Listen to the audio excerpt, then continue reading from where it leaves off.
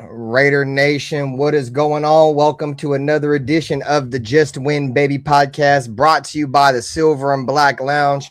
I'm your host, RaiderBen. Joined in with me tonight are my two brethren, my brother Dyrti from the Natural Born Raiders podcast, and my other brother Nutty Raider Nate from the Loaded Box Entertainment. Man, the Raiders were down 20-3 at halftime, but they fought all the way back to defeat the Houston Texans from a score of 22-20, giving Clint Kubiak his first victory as an NFL head coach. Tonight, we're breaking down everything that happened. Fernando Mendoza finished 8 for 15 for 86 yards and threw an 80-yard pick six. But did that mistake settle the week one quarterback debate in Kirk Cousins' favor? Aiden O'Connell answered with 166 passing yards, including a 96-yard game-winning drive and the quarterback sneak with only 14 seconds remaining. Did Aiden O'Connell prove that the Raiders need to carry three quarterbacks? We'll also discuss Mike Washington Jr.'s continued rise, the Raiders rushing for over 159 yards, the defense shutting down Houston out in the second half, and Devin Lafayette's game-sealing interception. A lot of things the Raiders have to clean up. 9 penalties, 2 missed extra points, shaky pass protection all night, Clint Kubiak calling out the receiver corps, and an injury to Chigubi Anuizum. Before we begin, tonight's show is sponsored by MMO EXP. Save 8% on your Madden 27 coins by using promo code The Lounge and supporting the channel through our referral link in the description. Also, make sure you check out the Silver and Black Lounge on Spotify. Go over to Spotify, look at the Silver and Black Lounge, give us a 5-star review, leave us a rating, and let us know what we need to get better at or what we're doing a good job of currently. We're also at 58 members, just 2 away from unlocking our 3rd jersey giveaway. This is the final week to join in the membership program for 99 cents before that tier expires on August the 31st. Current 99-cent members, make sure you upgrade to the near 199 tier so you don't lose access when the promotional tier goes away September the 1st. Smash the like button, subscribe if you're new, share the stream with Raider Nation, and let us know in the chat. Was this comeback a sign of toughness, or did the ugly first half expose even bigger problems? Tonight, we're breaking down the game, handing out game balls, naming winners and losers, and selecting our trash can player of the night. Let's get into it, Raider Nation. Just win, baby. One nation, one family, one lounge. Let's get it. For the cheapest and safest Madden 27 coins and coins across all video games, check out MMOEXP.com. Use code The Lounge for 8% off. Thank you, MMOEXP, for sponsoring today's stream.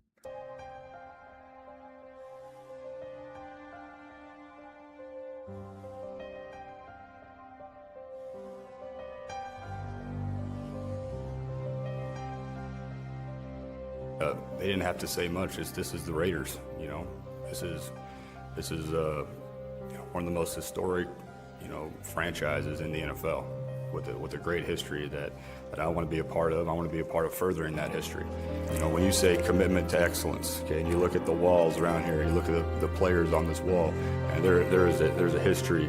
There's a history of Hall of Fame players here. There's a history of Super Bowls, and that's that.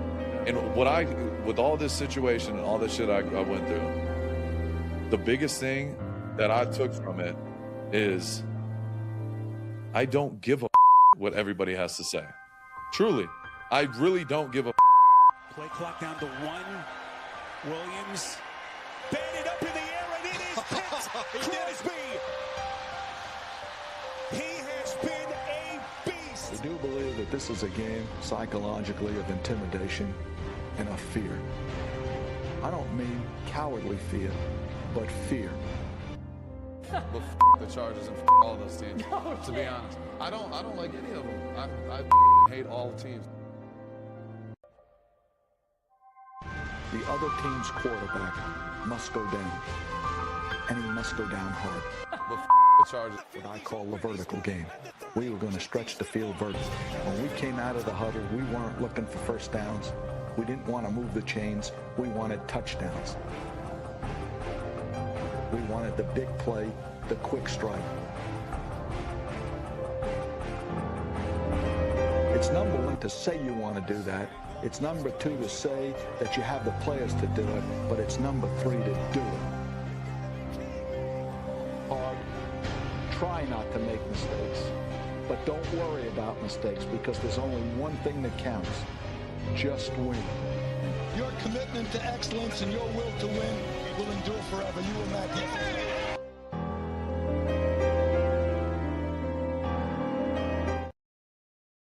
Yo, what is going on, Raider Nation? What is going on, YouTube?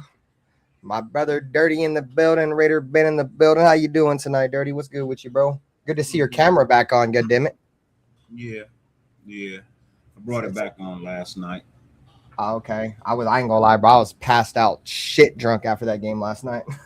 All good, brother. All good. Outside of that, how you been, gang? I can't complain. Another day, not enough dollars. You know how life is. Yeah, type shit. Yeah. Shout out to Dyrti, man. Shout out to everybody who's coming through the stream. We're gonna cover tonight's or last night's game. We'll pretty much just go through position groups. If you guys are a member of the lounge, I just came out with a podcast. They're like brochures. I don't know if that's the right word, but it's pretty much a cheat sheet for all the members. You guys are going to know what we're going to be talking about and topics that will be covered on the show. I did post that up for members only earlier. So if you're a member of the channel, I'm sure you guys already seen our cheat sheet for the podcast. But let's just get into it with the chat. As always, man, I appreciate every single one of you guys, whether you're on my channel, you're on Dyrti's channel, or you're on Nutty Raider Nate's channel, bro. We appreciate all your guys' time. A million other things you guys could be doing, bro. So appreciate y'all. Bruce Willis, nice to see you, Bruce Willis. James Furple on Twitch. What up with you, Anthony Provencio, my father, NorCal Raider Jesse in the building. Saludos. I appreciate you, Anthony Provencio. I built that damn fucking intro myself. That intro took like 2 days to make, bro, but I like it. Now I kind of have a template, and now I can just kind of edit the intro whenever I want, bro. But appreciate you. As always, Stillmatic in the building. Thanks, Stillmatic, for coming by. And that's pretty much everybody that's in here right now. If you guys do me a favor, just hit the like button if you enjoy the content, subscribe. So just overall thoughts of the game, Dyrti, before we break the game into details and shit. Impressed by some, What up, not Billy Wayne? impressed by others. Impressed by some, not impressed by others. You still think Aiden O'Connell should get traded? No. Because didn't you say last week you were pretty much done with Aiden? I said it yesterday on your stream, like this motherfucker needs to be up out of here, right? Because he started off terrible yesterday, bro. You did. Let's just be honest. He started No, he off did. terrible yesterday. But he bounced back. He won the game. I immediately thought, okay, yeah, he's second string. Mendoza, third string. Because What up, Bueno? you know, in the NFL now, you got that rule. You can carry 3 quarterbacks and one don't count. Yeah. Your spot. So, yeah, God forbid that if Kirk Cousins was to go down week 1, like, bro, you're not gonna throw Mendoza in there, bro. You're not. He's not ready, bro. But like I said, as we start to break down the game, we'll definitely get into it because that shit was awful. What he played yesterday was awful, bro. That shit was trash. I'm gonna assume our trash can player of the night segment's probably gonna be entertaining. Oh, it is.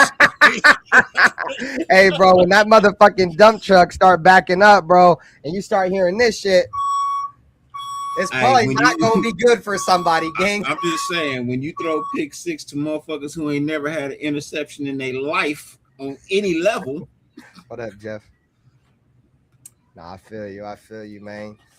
So let's get into it. Just get my quick take on the game. My overall consensus was the Raiders ran the fuck out of the ball. That was great to see. Every single fucking running back performed, rather it was Mike Washington, rather it was Laube when Laube came in. Even the other dude, I don't even know his name. What's his name? Dair Ogunbowale. He's like the fifth running, bro. He was fucking balling, bro. Every running back was out there doing their thing. Roman Hemby looked good.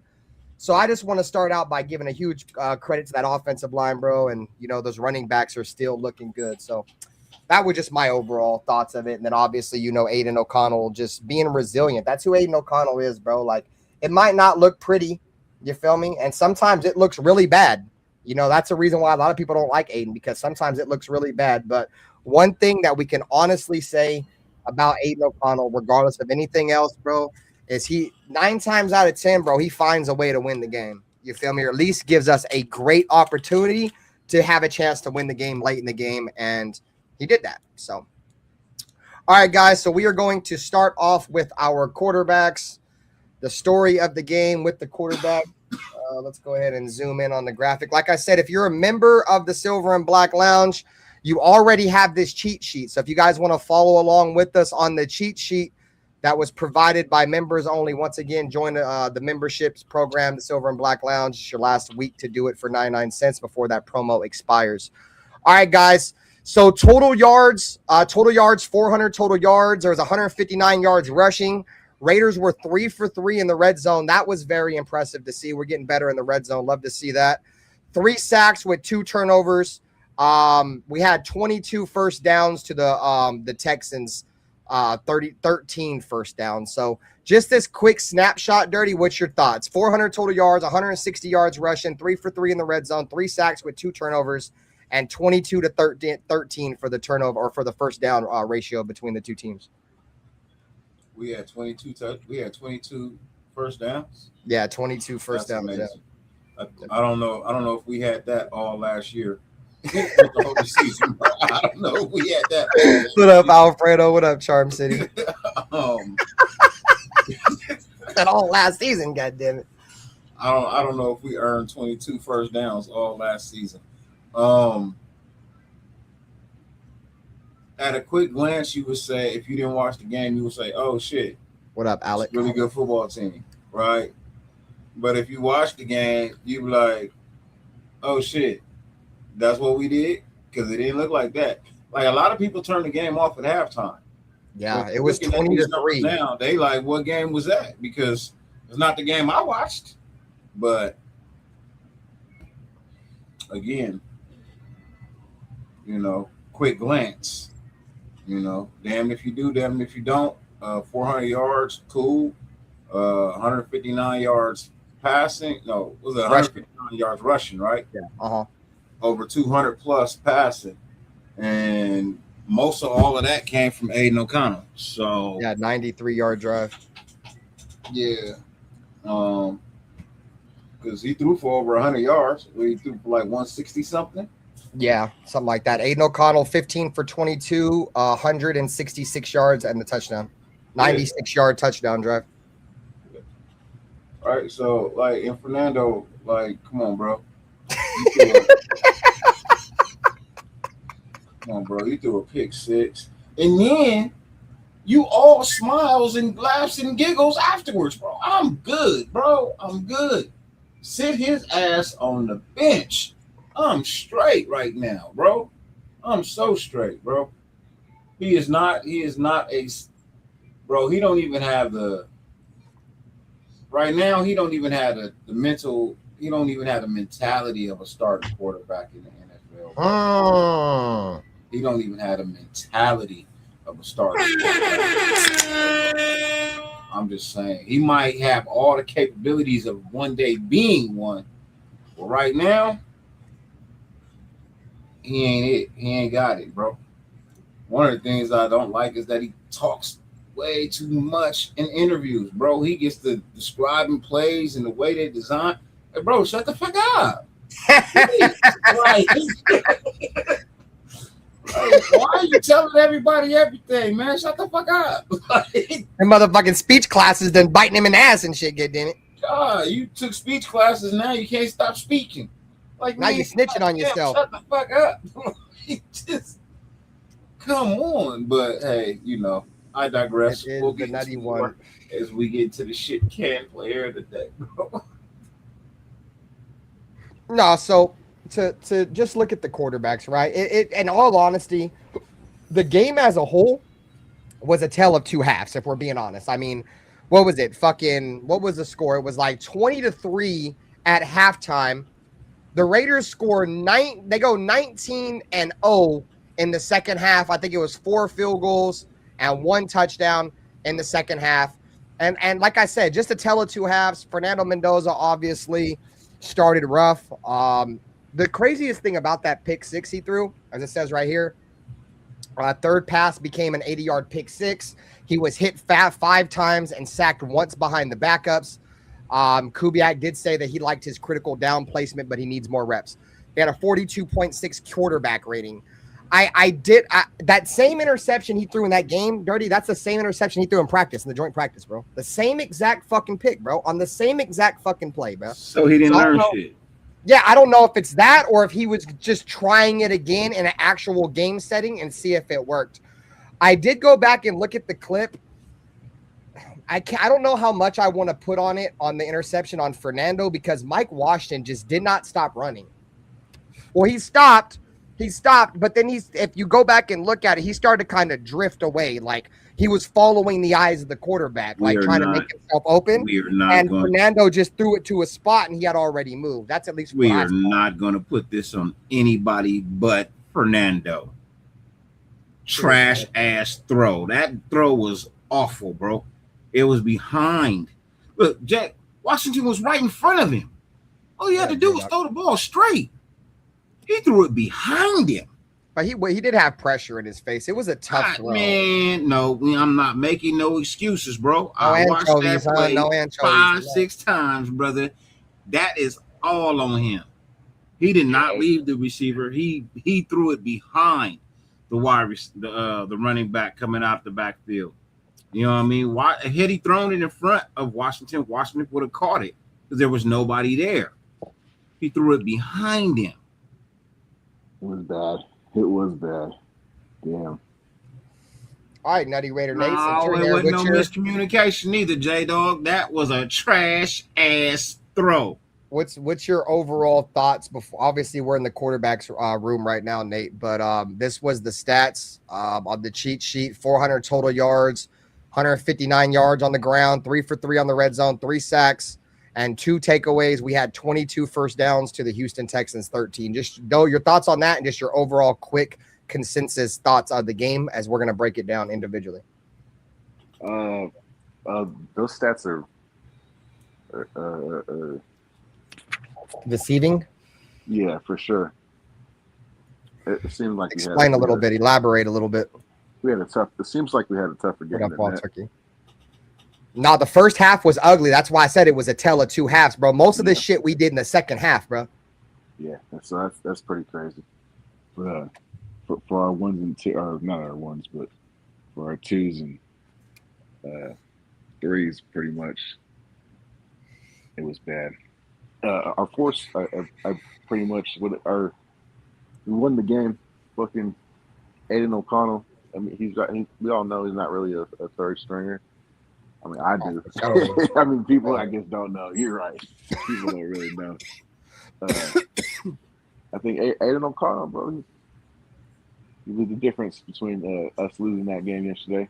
It was only a preseason game, but he just finds a way to get it done, Nate. That's one thing about Aiden, bro. Yep. Yeah, I'm not worried about Fernando. We got Aiden O'Connell. I'm with Fernando's ready. Yeah.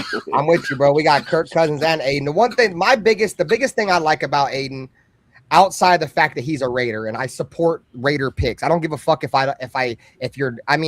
I'm not gonna say that. I try to support Raider picks as much as I can, unless your name is like fucking Zamir White or fucking Tyree Wilson, or where it's just clearly fucking obvious that you're fucking terrible, right? And I'm not gonna root for somebody that's fucking terrible, right? But outside that, I'm gonna root for you if you're drafted by the Raiders. So that's Aiden O'Connell, one of the few quarterbacks in the last 20 years that we've drafted. You know, add him to Derek Carr, Connor Cook, that's really it. We haven't really drafted any fucking quarterbacks, bro. So the point I'm trying to make is one of the main things I like about him is he's a scrappy son of a bitch, dude. He's a scrappy. He'll fucking fight. He'll fight fucking tooth and nail for you, bro. Aiden O'Connell ain't gonna quit. That's just the kind of player he is, bro. And sometimes, like I said earlier, Nate, you know, you go back and look at the Chiefs game where he didn't complete a pass for a whole half or 3/4 or whatever. Or, you know, you look at some of these other games where people are like, well, Aiden O'Connell only won because of this or that. At the end of the day, bro, he just finds a way to get it done. And at the end of the day, even not Kirk Cousins, but Clint Kubiak said it in his presser. All that matters is winning. I'm trying to beat this into your guys' head as much as I can, bro. All that matters is winning. We got to stop fucking trying to critique wins. If we lose, we can sit here and critique it till the cows come home, bro. You feel me, bro? And winning, bro, we just need to live in the moment and just enjoy a win, bro. You feel me? Because now we're adding unnecessary stress on us over something we shouldn't do because we won the game. What up, we the people? Anyways, I digress. Yeah, and overall, I think Q from Locked On Raiders said it best. For me, in basketball terms, you want to see the basket, or you want to see the ball go in the basket. Yep. And our rookies and our young players need to see that as a team. So I'm never mad at a win. Hell no, preseason or not. Preseason or not, type shit. They're keeping score. There's refs out there. Like I said, bro, I don't give a fuck if it's backyard football, dude. If there's a Raiders shield on, I'm rooting for that shit. I don't give a fuck if they're playing in the street. I don't give a fuck if it's 20 crackheads against 20 other crackheads and they all got Raider helmets on. I'm watching that shit, gang. You feel me? Like, I'm watching that shit. I need that Raiders fix in my vein. I'm not gonna lie to you, gang. All right, so quarterbacks. Dyrti. Well, Dyrti's still gonna. Dyrti, you didn't give your final take on the quarterback shit. We just barely got to the quarterbacks, even though I know Dyrti's been. He's not really fucking with the quarterbacks right now, but we'll get him next. We'll start with you, Nate, since you just hopped in here. Quarterback story. Fernando Mendoza, 8 for 15, 86 yards and interception. Finished the game with a 42.6 quarterback rating. Third pass from in the game was an 80-yard pick six. He was hit 5 times and sacked once behind the backups. Kubiak liked his ball placement. Said that he just needs more reps, which is what he said all offseason so far about Fernando. And then Aiden O'Connell, 15 for 24, 166 yards. The game-winning score all the way down to the 1-yard line, and then the tush push for the win. What was your overall thoughts on the quarterback room? It was just, it wasn't. It was only Fernando and Aiden O'Connell. It just Fernando and Aiden. Yeah, Fernando played the whole first half, then Aiden played the whole second half. Yeah. Tell it 2 halves though, right? Look at the first half with Fernando. Look at the second half with Aiden. I'm just saying. No, yeah, it's definitely the overall talent, definitely.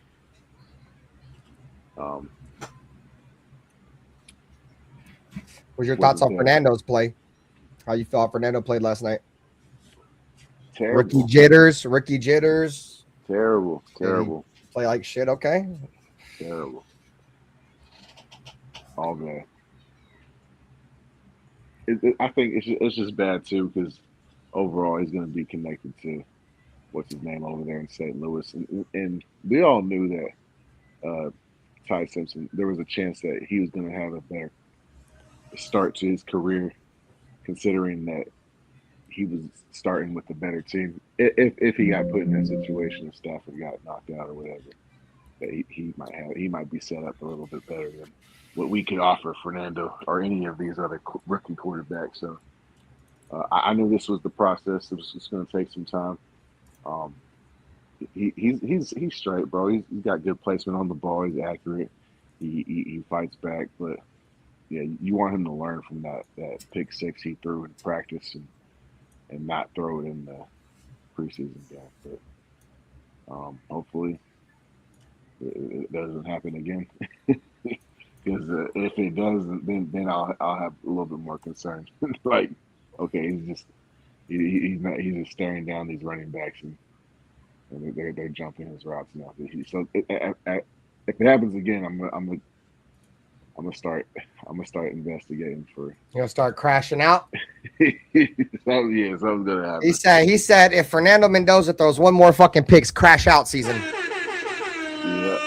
Shout to Daniel Martinez. Bueno, I'm trying to bite my tongue on Malik Benson so bad, dude. He is definitely just a little teaser. He's definitely going to be part of this. Oh yeah. Add his sorry ass in there. Anyway, bro, he's fucking terrible, bro. I'm gonna just shut up for now, bro. I'm gonna say that for later. Nate, you say, fool me once, but look, yeah, fool me once, shame on you, right? Fool me twice, shame on me, right? Fool me 3 times, fuck the peace sign, load the chopper, and let it rain on you. And that's what I'm gonna do on this show. This nigga's fooled me twice. He's fooled me twice. I about had it, get in it with this shit. You lying bastard. So I'm about to J. Cole this nigga. I'm about to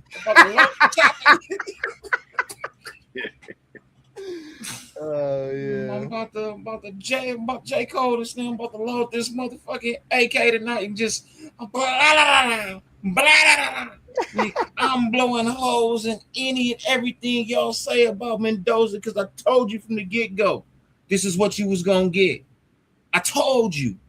But no, Dyrti don't know what he talking about. Nope. Dyrti just be flapping his gums, chatting his box. Sure does. Okay. Okay. I'm reloaded.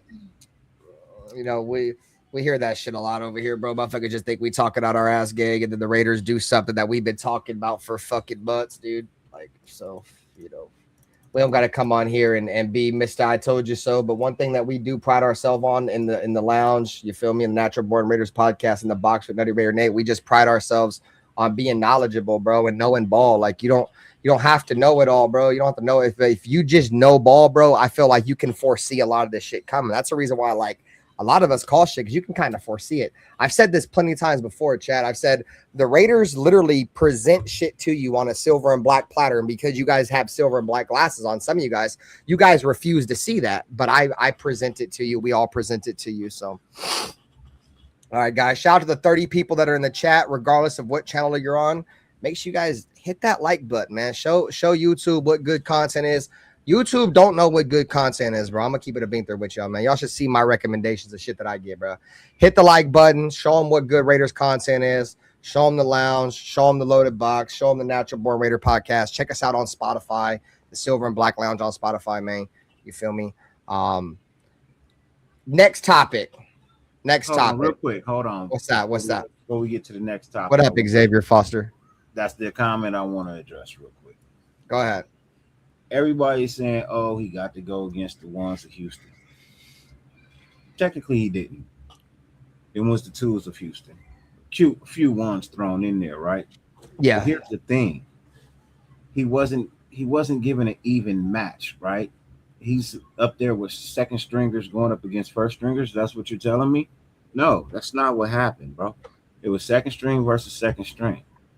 You know what I mean? Houston's depth at second string is just as good as their first string. You know, they played a few ones, not all their ones, but a few, right?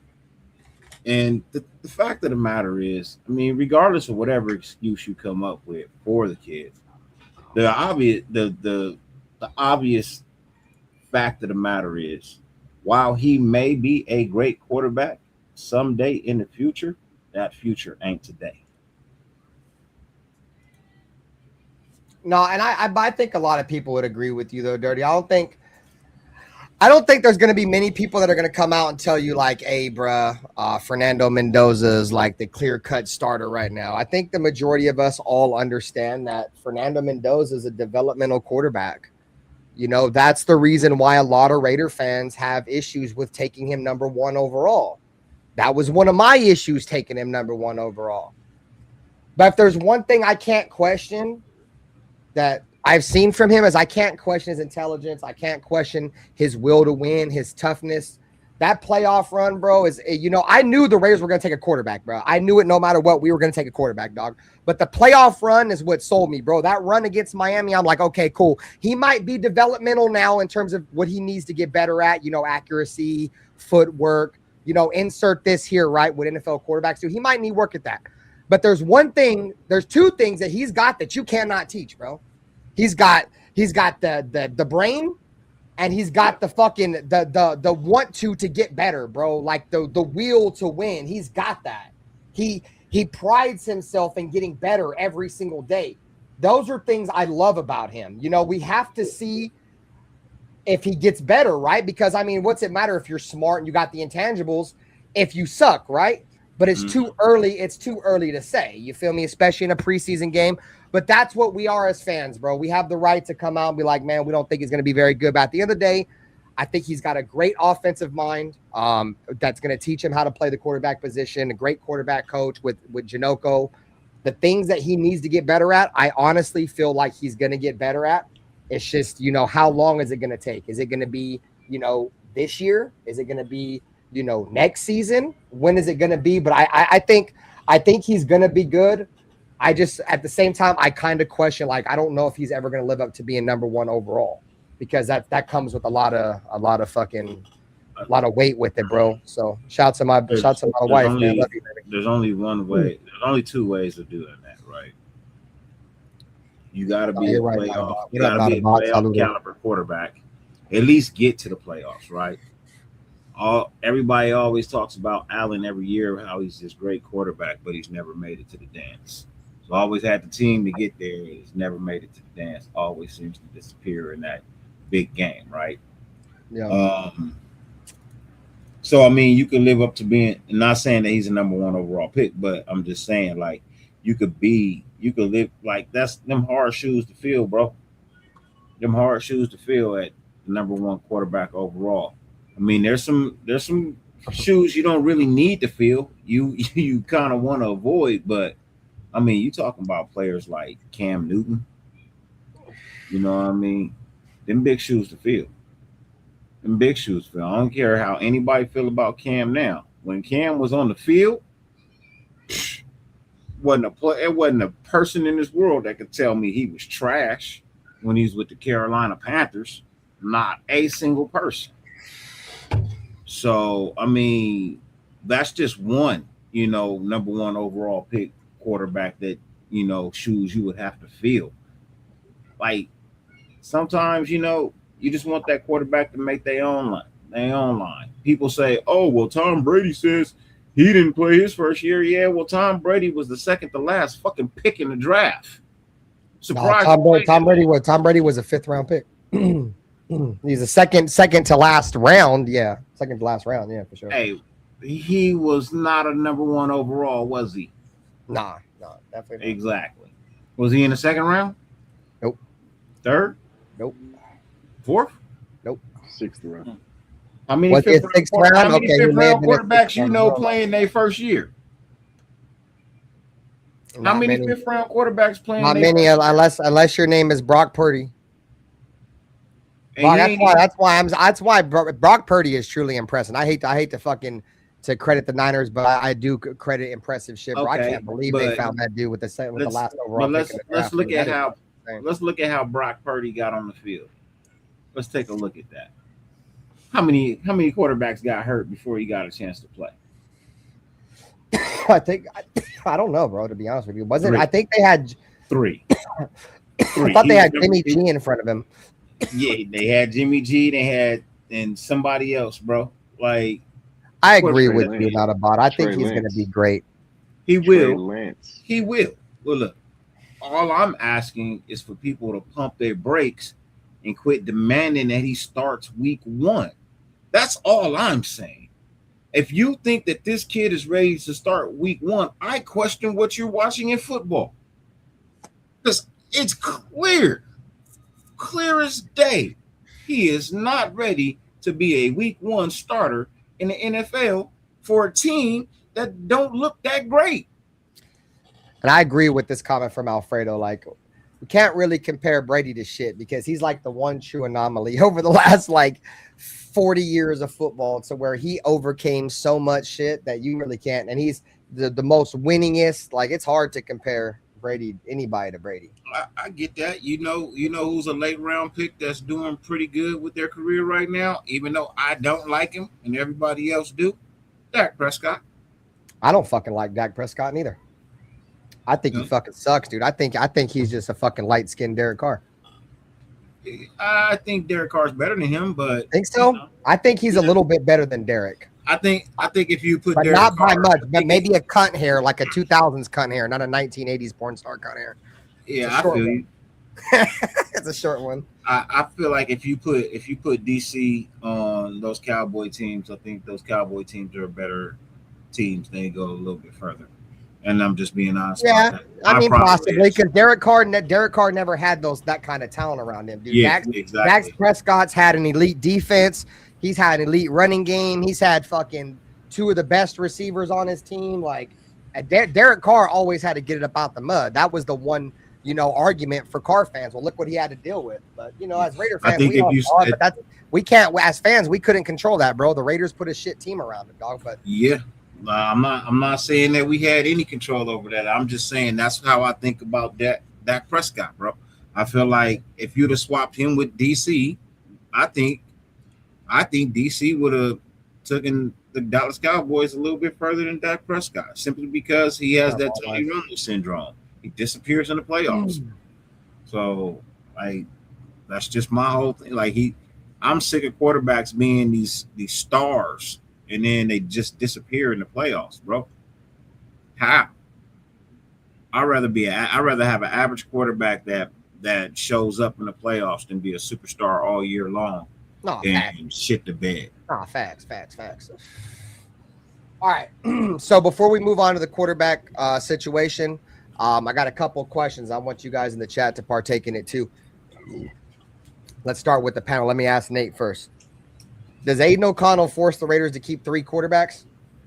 Let me know in the chat. Let me know how you feel, chat. I've been saying, we just talked about this the other night, and fucking everybody kind of sweep that idea under the rug, mate. I was like, nah, bro. AOC's the truth. What up, sure truth? Enough, bro. I think he gives you that option. He gives you options. I think to keep Aiden O'Connell would be the smart thing to do. You gotta turn your mic up a little bit, mate. We'll see what they do at the end of the day, but it gives us options, because if we can't rely on Cousins to stay healthy all season, we're gonna be okay. And we don't got to put Fernando in any bad spots this year. We could buy Fernando time. We can makes us flexible with what we can do next year as well.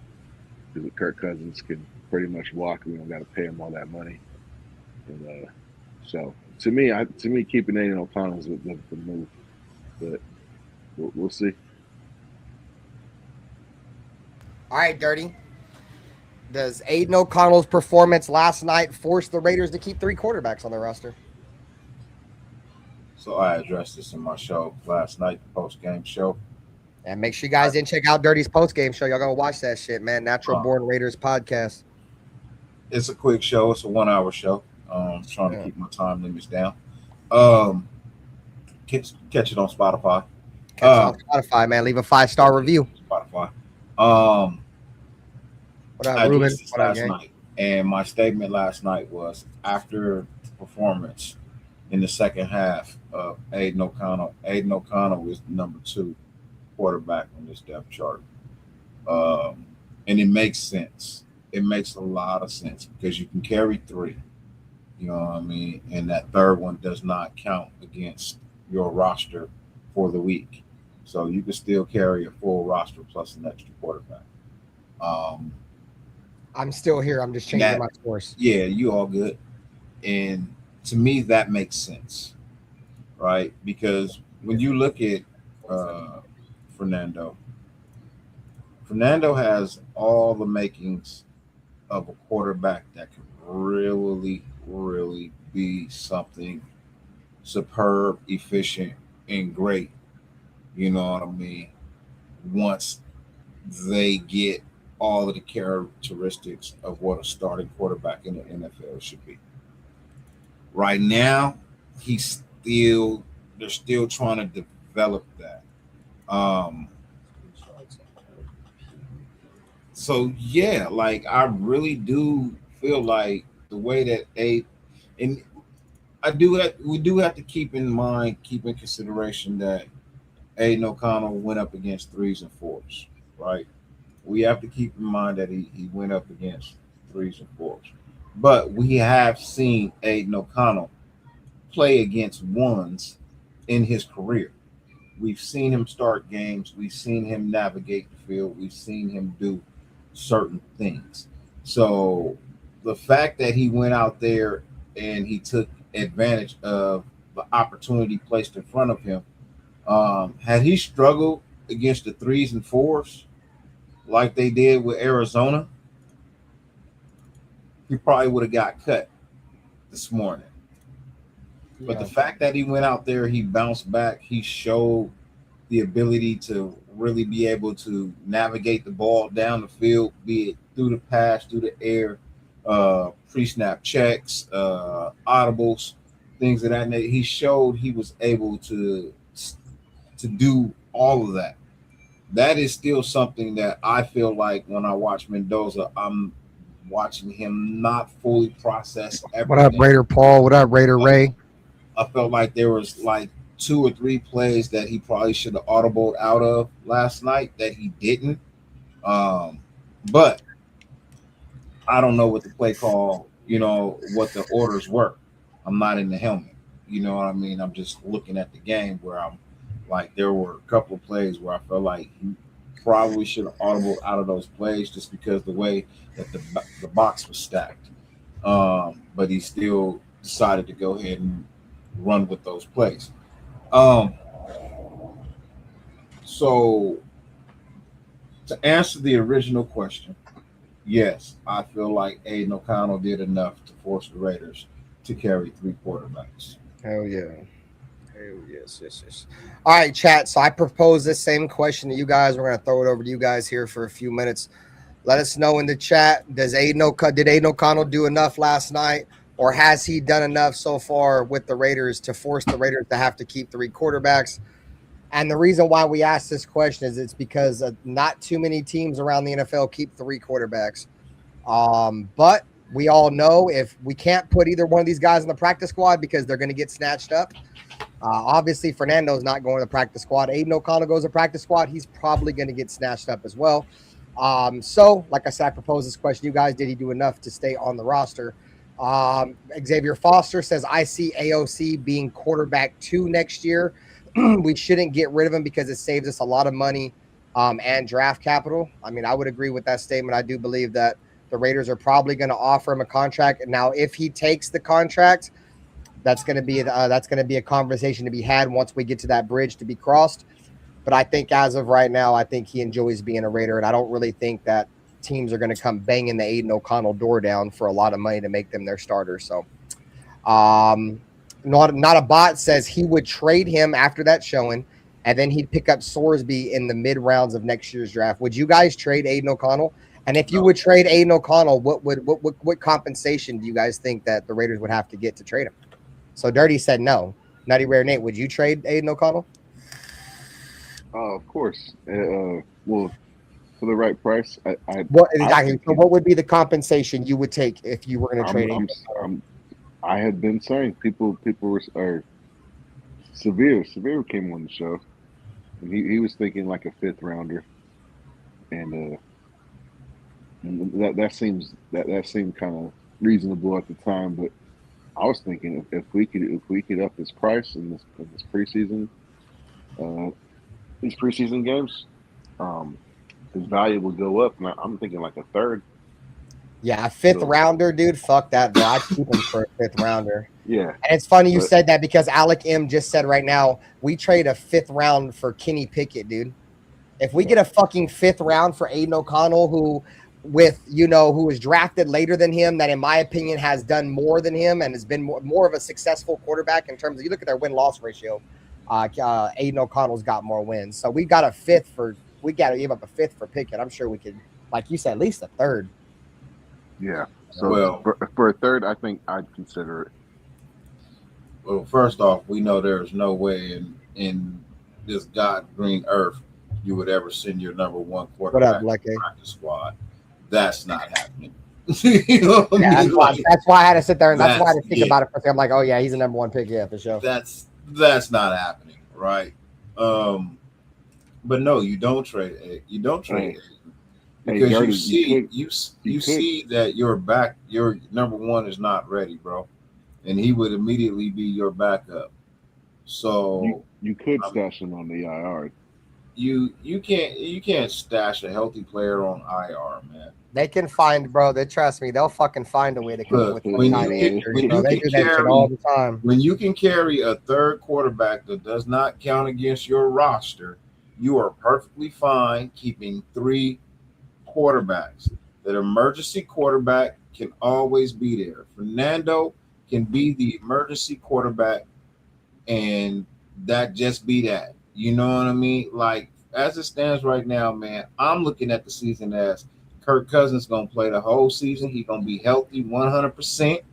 If he do happen to get hurt, it'll be towards the end of the season with like maybe 2-3 games left. I pray that's not the case because I feel like we might be something of a good matchup. You know what I mean? Towards some teams, like we might not be in the playoffs, but we might be able to destroy some hopes and dreams of getting to the playoffs for other teams, right?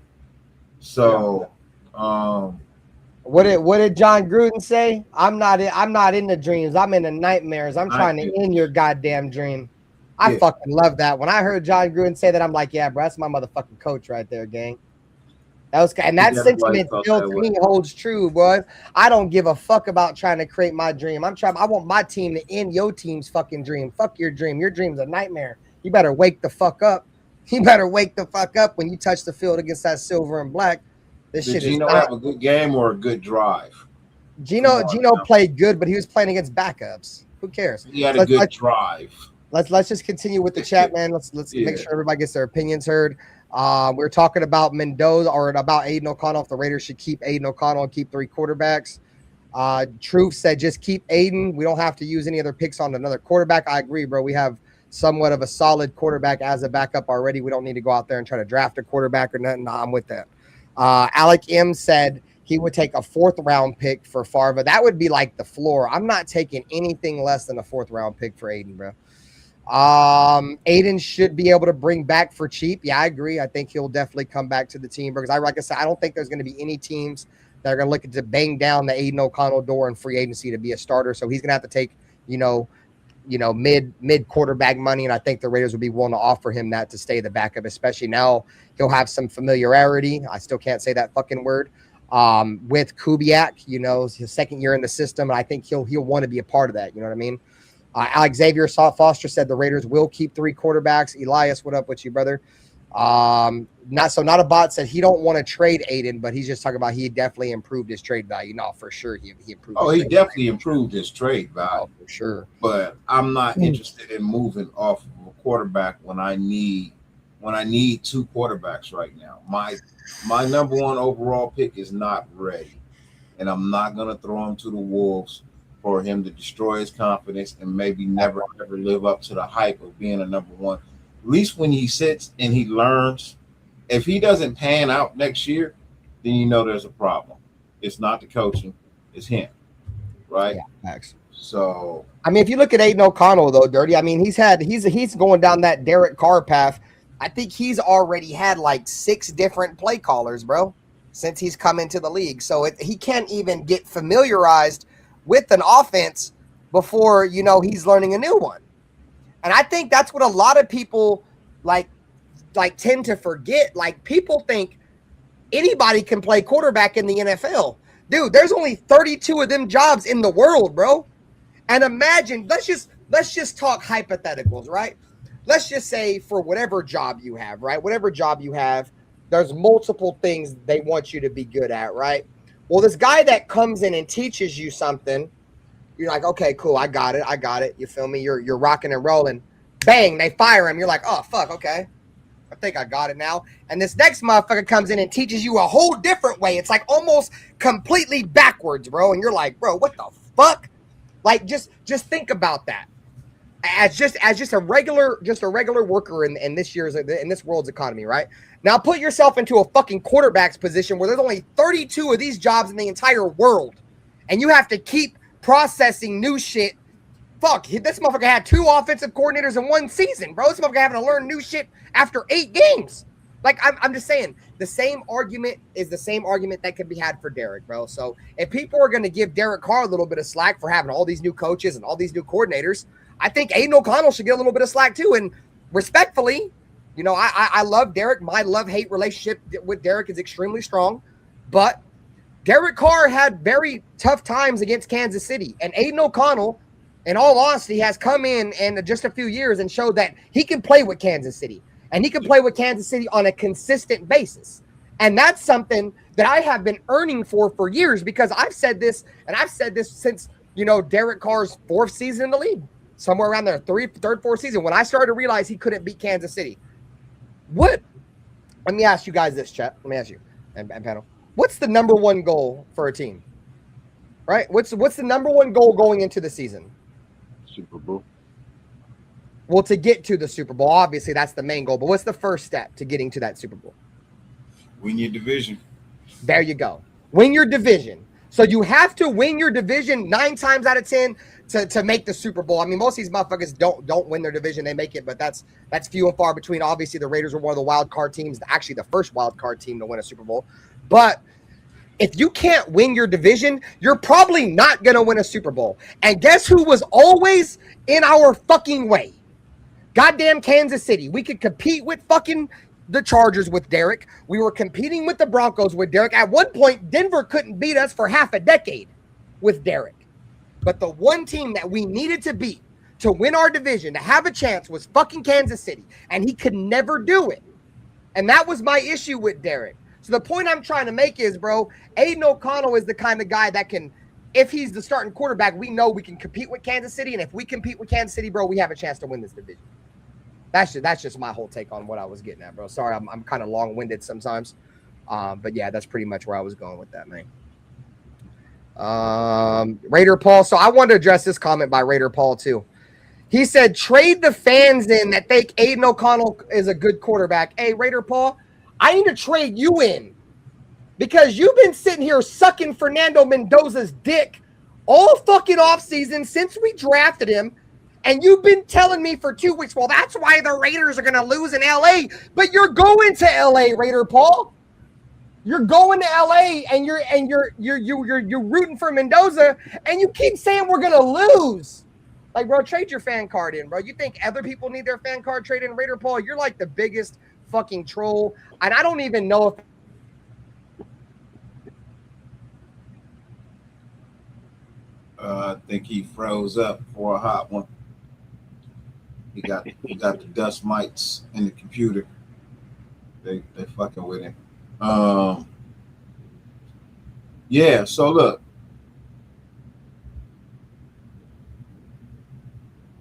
This shit right here, whoever said Mendoza is soft, I don't believe that.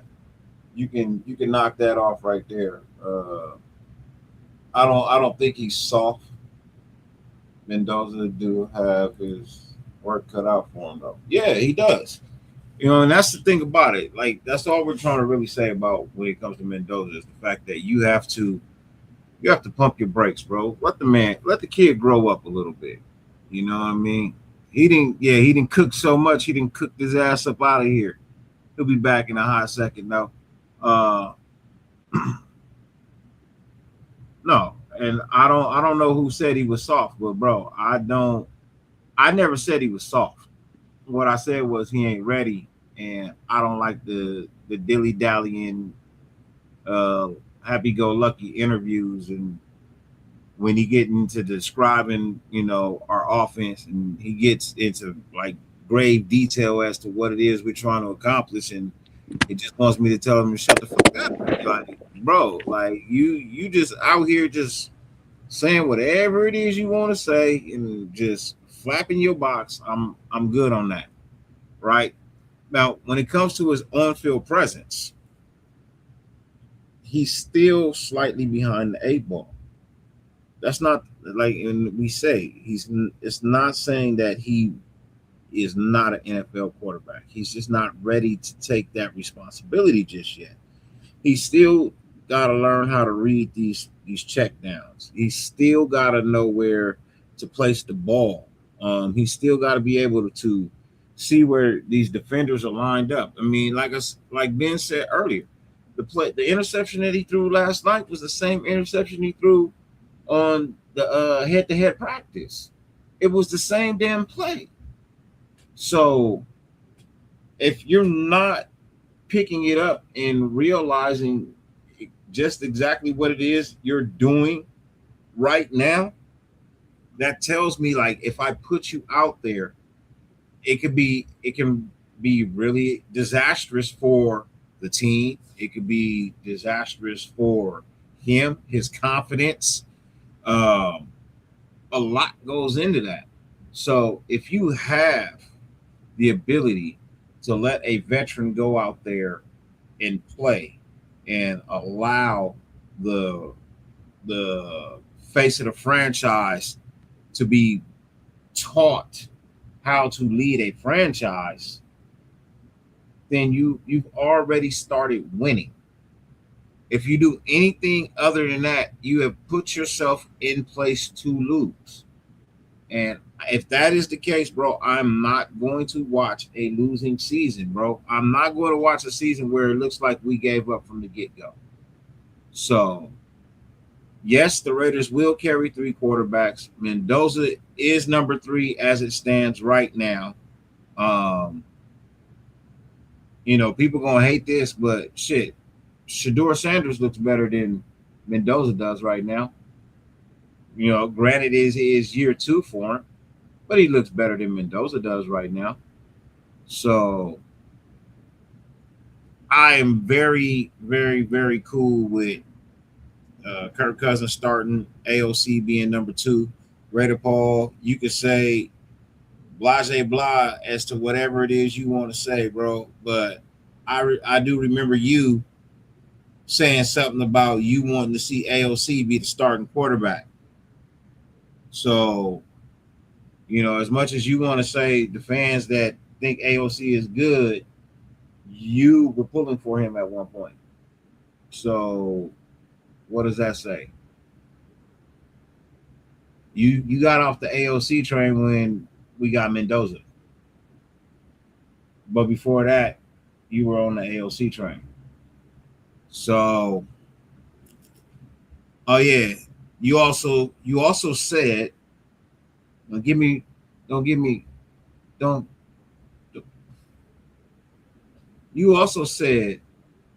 Jimmy G will be a better quarterback for us than Derek Carr. You said that.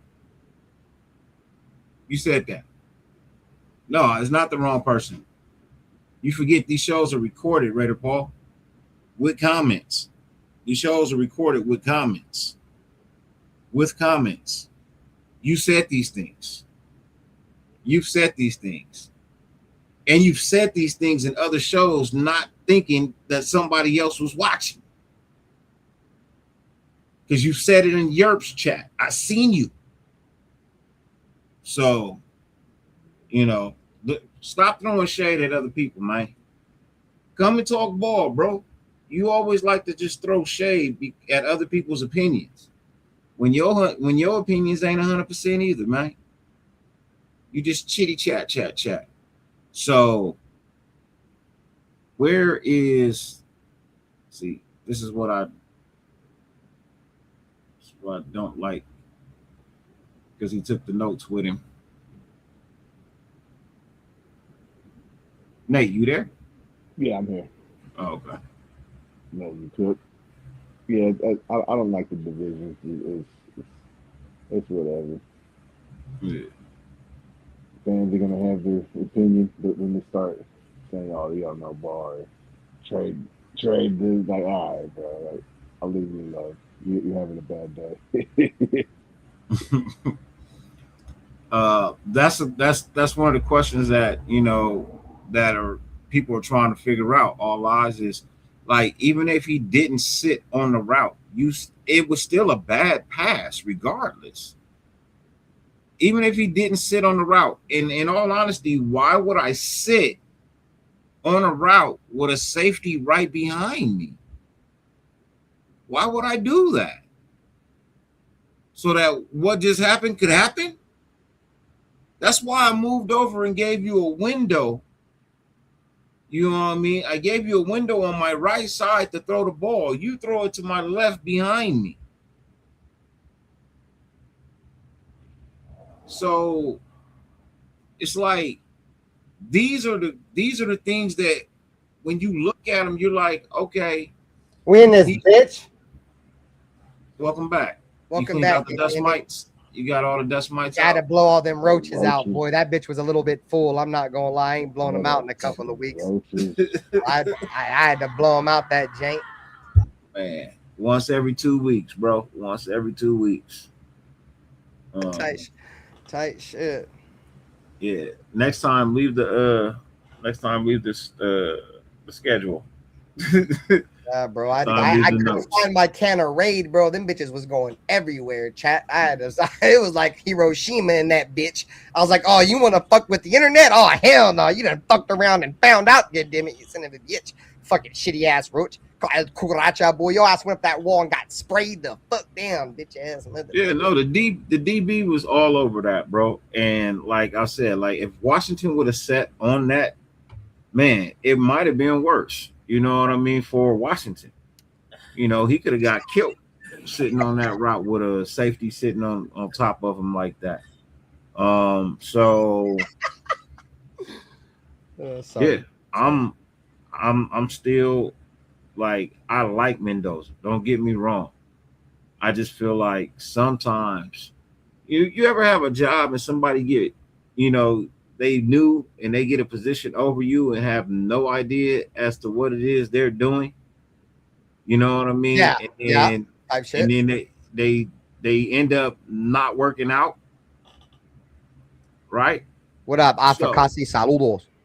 It's like, nah, no new camera. I just, like I said, I've been doing better things with myself, man. Taking better care of myself. Yeah, he's living healthy, goddammit. He's glowing. Last time I told Dyrti, I said, bro, you're glowing right now, again. Man, thank you, brother. I appreciate you, man. No problem, brother. No problem.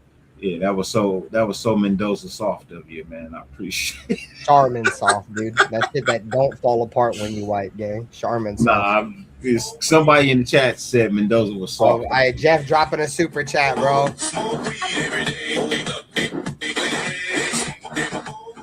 At 401_Raider_Jeff donated $5 through super chat. Main goal for a team is not to have goofball fans like at Raider Paul 8363 LOL. And then fucking Purple starts dropping the fucking Beavis and Butthead laughing shit in the background, dude. It's fucking great. Hey, Raider Jeff, love you, dog. He said main goal is for a team to not have goofball fans like Raider Paul. Raider Paul is definitely a goofball, and I think he's related to cockroaches, dude, because my cockroaches made Marinette go out, and I was talking shit about Raider Paul. And they're like, nope, you're talking shit about my cousin Raider Paul. Internet goes down. It was crashed. I'll shut up when I talk about Raider Paul, bro. They're going to get me again. I ain't going to lie, bro. It's like Joe's apartment. Y'all ever seen Joe's apartment? Man. Y'all ever seen Joe's apartment? I told you. I seen that movie. The worst fucking movie ever made, bro. The video of what background? My background or the background of the show? The background of the show is just a Raider fan. Right, let me see if I can. I don't think I have it as an overlay. It's just the background. I could throw us out real quick. You can. So that's the background, and then my background is just some drunk ass Raider fan getting hauled out of a Raider game. That was every Sunday. That was just usual. that was usual. Nah, he ain't getting knocked out, bro. He's drunk. Dude's passed out drunk. He's getting hauled out of a Raider game, dude. Drunk as piss. All right, guys. Shout to everybody that was in the chat when my internet cut out. Shout to fucking Dyrti and Nutty Raider Nate for holding it down. Appreciate y'all. So we got the next thing we was gonna get into was why the Raiders won. All right. So the notes that I have for why the Raiders won: defense flipped the game, and remember, guys. These are brochures that you can get as if you're part of the membership program. Once again, membership program. We're 2 likes away or 2 members away from 60 members. Once I hit 60 members, I can give away 3 NFL jerseys. So hopefully we'll be able to get 2 more memberships in by the end of the month. This is also the last month to join in for 99 cents as the price will go up to $1.99. But this is another thing that we added is pretty much a cheat sheet to our podcast. As you can see, this is everything we pretty much cover in the podcast. So you guys can pretty much follow along with the show. Like I said, membership only content. So why Las Vegas Raiders won? Defense flipped the game 19-0 second half, incorporated 3 sacks and 2 takeaways. The run game traveled 159 yards at 5.7 yards per clip and 3 rushing touchdowns. Clutch finish. AOC leads the game-winning drive, and Lafayette, the defensive back, seals it with an interception. And then perfect in scoring range. The Raiders were 3 for 3 in the Red Zone chat. Make sure you guys hit the like button, subscribe. Natural Born Raiders podcast, motherfucking the Loaded Box Entertainment, and right here in the Silver and Black Lounge. Pull up a chair in the lounge. And shout out to Jeff, man. He just gifted out a membership, bro. Motherfucking Leke just got a membership. So we're one membership away from hitting that goal. Leke 916, you just got yourself a sponsorship in the lounge. Got yourself a membership in the lounge. Shout out to motherfucking Leke. Your name also goes on the board. You feel me? Leke's in the building. Shout out to Jeff, bro. Love you, dog. Appreciate you. All right, guys. So let's start with Nutty Raider Nate chat. You guys can chime in too with your guys' why you guys think the Raiders won. This is pretty much just what I got down. Nutty Raider Nate, we'll start with you. What's your thoughts on, you know, the shit on the screen right now? Just the overall, my thoughts on why the game was won. What up, Vic Sacramento? What up, Ryan Peavy? I'm empty out my piss jug. Go ahead, Nate. I can still hear you though, gang. Go for it. Okay. Why Vegas won? Defense flipped the game. Yeah. Definitely. We had some key stops. Mills made some good throws. Our DBs stepped up. I'd say our safeties made some good plays. Our coverage was so. Our run game was an issue again. I felt like, but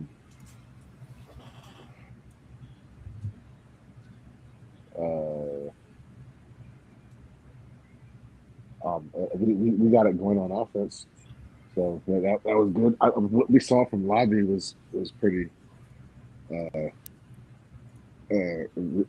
not reassuring, but how would you say? Shit, Labe played decent. I get what you're saying though. It's probably not like reassuring, like he locked himself in over one good game, but. All right. Dyrti, let's throw it over to Dyrti, man. What's your thoughts on what we got up here on the screen in terms of why the Raiders won the game? Can you agree? Do you have any other things you want to insert in here? Overall thoughts, comments, concerns? Yeah, so we'll start at the top, right? Yes, sir. So how the defense flipped the game. Second half was really quite impressive by the defense. Yes, sir, it was. Shout out to Patrick Johnson again, dude. Back to back weeks, bro, making impact plays. The defense in the second half was able to actually get pressure up front in the trenches. That's one of the things that turned the game around for us in the second half. Not so much the play of the defensive backs, safeties, linebackers, but really more of the play that we were getting from the guys who were in the trenches. These were guys who were really trying to fight for a position. And they're going to take every opportunity that they can to try and capitalize on that. Take it easy, not a bot. Sorry it's a late show tonight for you guys on the East Coast, bro. Take it easy. This typically ain't the time of our shows, but I love you, dog. Not a bot. Take it easy, bro. I'm sure we'll catch you on the flip. Have a great rest of your night. Make sure you check it on the rewind, bro. And you guys that are watching the rewind, hit that hype button. Go ahead, Dyrti. Love you, not a bot. Take it easy, bro. What I was saying was the amount of pressure that they were getting up front is really what created the ability for us to hold them scoreless. They weren't able to capitalize on third downs like they were doing in the first half, right? We had a lot of opportunities as to where we were holding them to fourth down. Remember one third down, we held them in. We ended up giving them a first down because our guy wants to stand over people on fucking Jermod McCoy, dude. Fuck. Yeah. Like, he finally does something good and he wants to ruin it with some dumb shit like that. Some dumb shit. Right? That's the Raider way. I'm going to know what the Raider way is. That's the Raider way, goddammit. Now, I will say this. That was a dumbass flag to be thrown too, right? There's two sides to that coin. It's not like he was doing anything derogatory, right? He wasn't doing anything demeaning. Like, that was something you could have just, the fact that they're saying, oh, he was standing over him. Technically, he wasn't standing over him. They both went to the ground. He jumped up and did his little celebration thing while old boy was rolling over to get up, and he just right. So, like, it was a stupid flag, but at the same time, it was some stupid shit to do, right? We all know when you do some lockdown shit, you're supposed to get up and do the safety belt and then keep it pushing. You over here, you want to put pelvis out and thumbs down. You know what I mean? Like, come on, brother. Like, I agree. Chill, right? Chill. You gotta understand what team you play for, bro. We're the fucking Raiders. We don't get that love. We don't get that type of love, right? This ain't college anymore. Because what's crazy about it is the very next play, they ran a pass. It got locked down by Massis. Massis did the exact same damn thing and didn't get a flag. So I feel like Jermod McCoy probably has a bigger target on his back, if that makes any sense, because his draft stock coming into the draft, like a lot of people knew he probably should have been drafted higher. So like a lot of people are watching him, bro. Like people are watching him, like including the refs, bro. And they're like, "Oh, you think that shit's gonna be okay?" Then they're gonna flag him for it. They're not really watching Hezekiah the way they're watching Jermod. That's just my opinion. I'm a little bit of a conspiracy theorist. I feel you, but yeah, no. Well, fuck you too. Then you said it was good. I love you too, gang. Yeah, no. So defensive line really flipped this game for us. You know what I mean, in the second half. But shouts out to the rest of the defense for falling in line and helping out too, right? It's just like you can see what we could technically be if we were able to actually get some pressure on quarterbacks. That was the problem in the first half. We weren't really able to get any pressure on the quarterbacks. But we were in the second half. The run game was I really enjoyed the fact that every running back that had the chance to touch the ball was able to produce and do something with it. And like for me right now, like it's Genty 1, Washington 2, and then that third running back, that's going to be a real tough call for our coaching staff. People are saying, "Oh, Dylan Labe," but as I told you, we've seen this from Dylan Labe in preseasons before.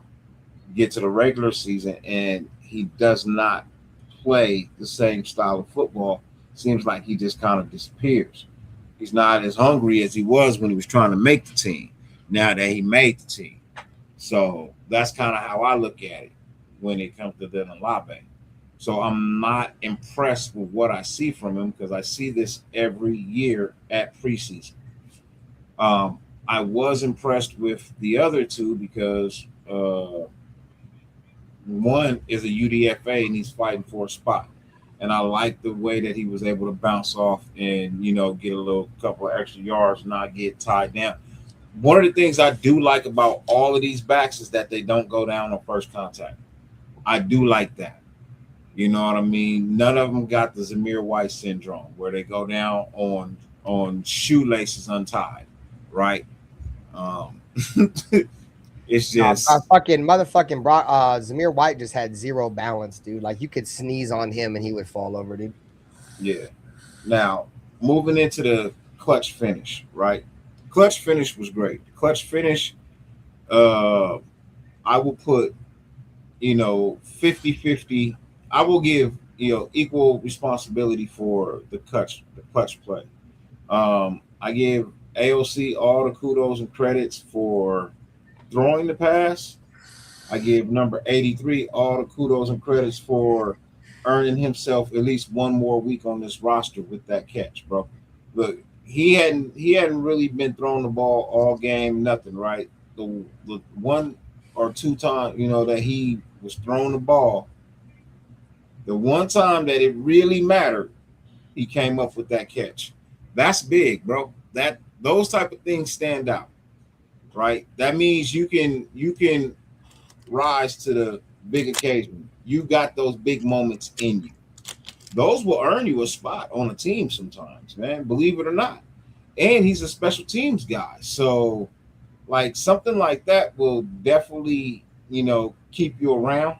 And I really liked what I saw from that. I like the fact that they were able to get up to the line too, and AOC was able to find his way into the end zone. So, kudos to AOC for throwing a dime of a pass. I ain't even gonna cap great on it. throw. That That was was a a great dime throw, of a fucking pass. And Yes, then sir. shouts out to number 83 for going up, you know what I mean, and catching that at his highest point. Like a lot of wide receivers don't do that. They wait for the ball to come down. He went up and caught it at his highest point. Another skill trait that can get you kept on a roster. So, and then you said perfect in scoring range. That is something that we definitely wanted to see this year. I hope that it carries over into the regular season, because that was one of our Achilles heels last year, bro, is the fact that we could not put up points in the red zone. Like we were doing turnovers in the red zone, bro.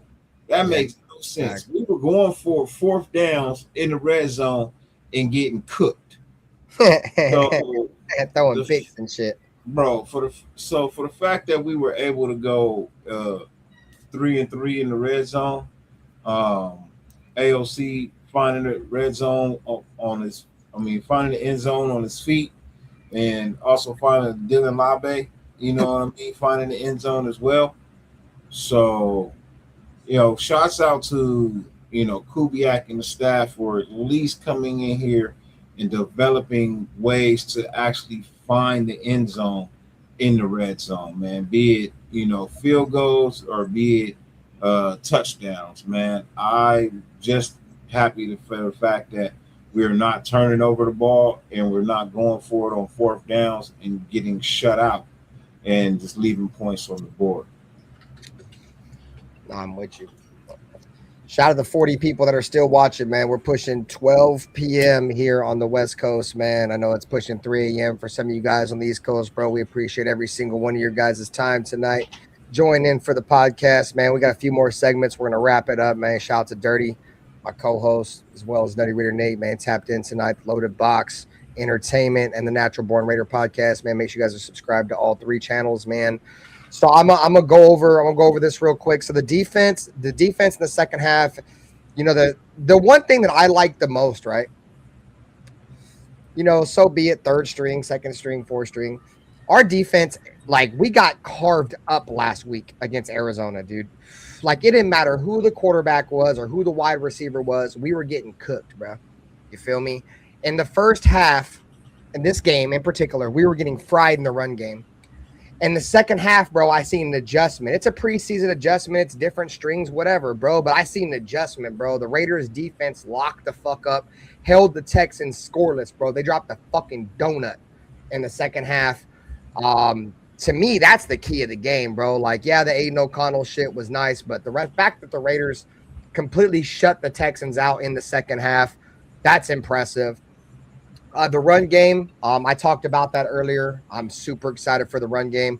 Dyrti, if it happens, bro, you feel me? Dyrti said a couple weeks ago he feels like this is a team that has 2 1,000-yard running backs on it. And, I think from what I've seen from Mike Washington and what we know we already have in Ashton Jeanty, that could come to fruition. I expect to see a lot of long runs for Mike Washington. One thing I'm surprised Dyrti didn't mention is that, Mike Washington, maybe he did and I just didn't hear him. But Mike Washington did get chased down on another long touchdown run he probably had and got shoestring tackled. I didn't want to bring it up. I know it. I figured that.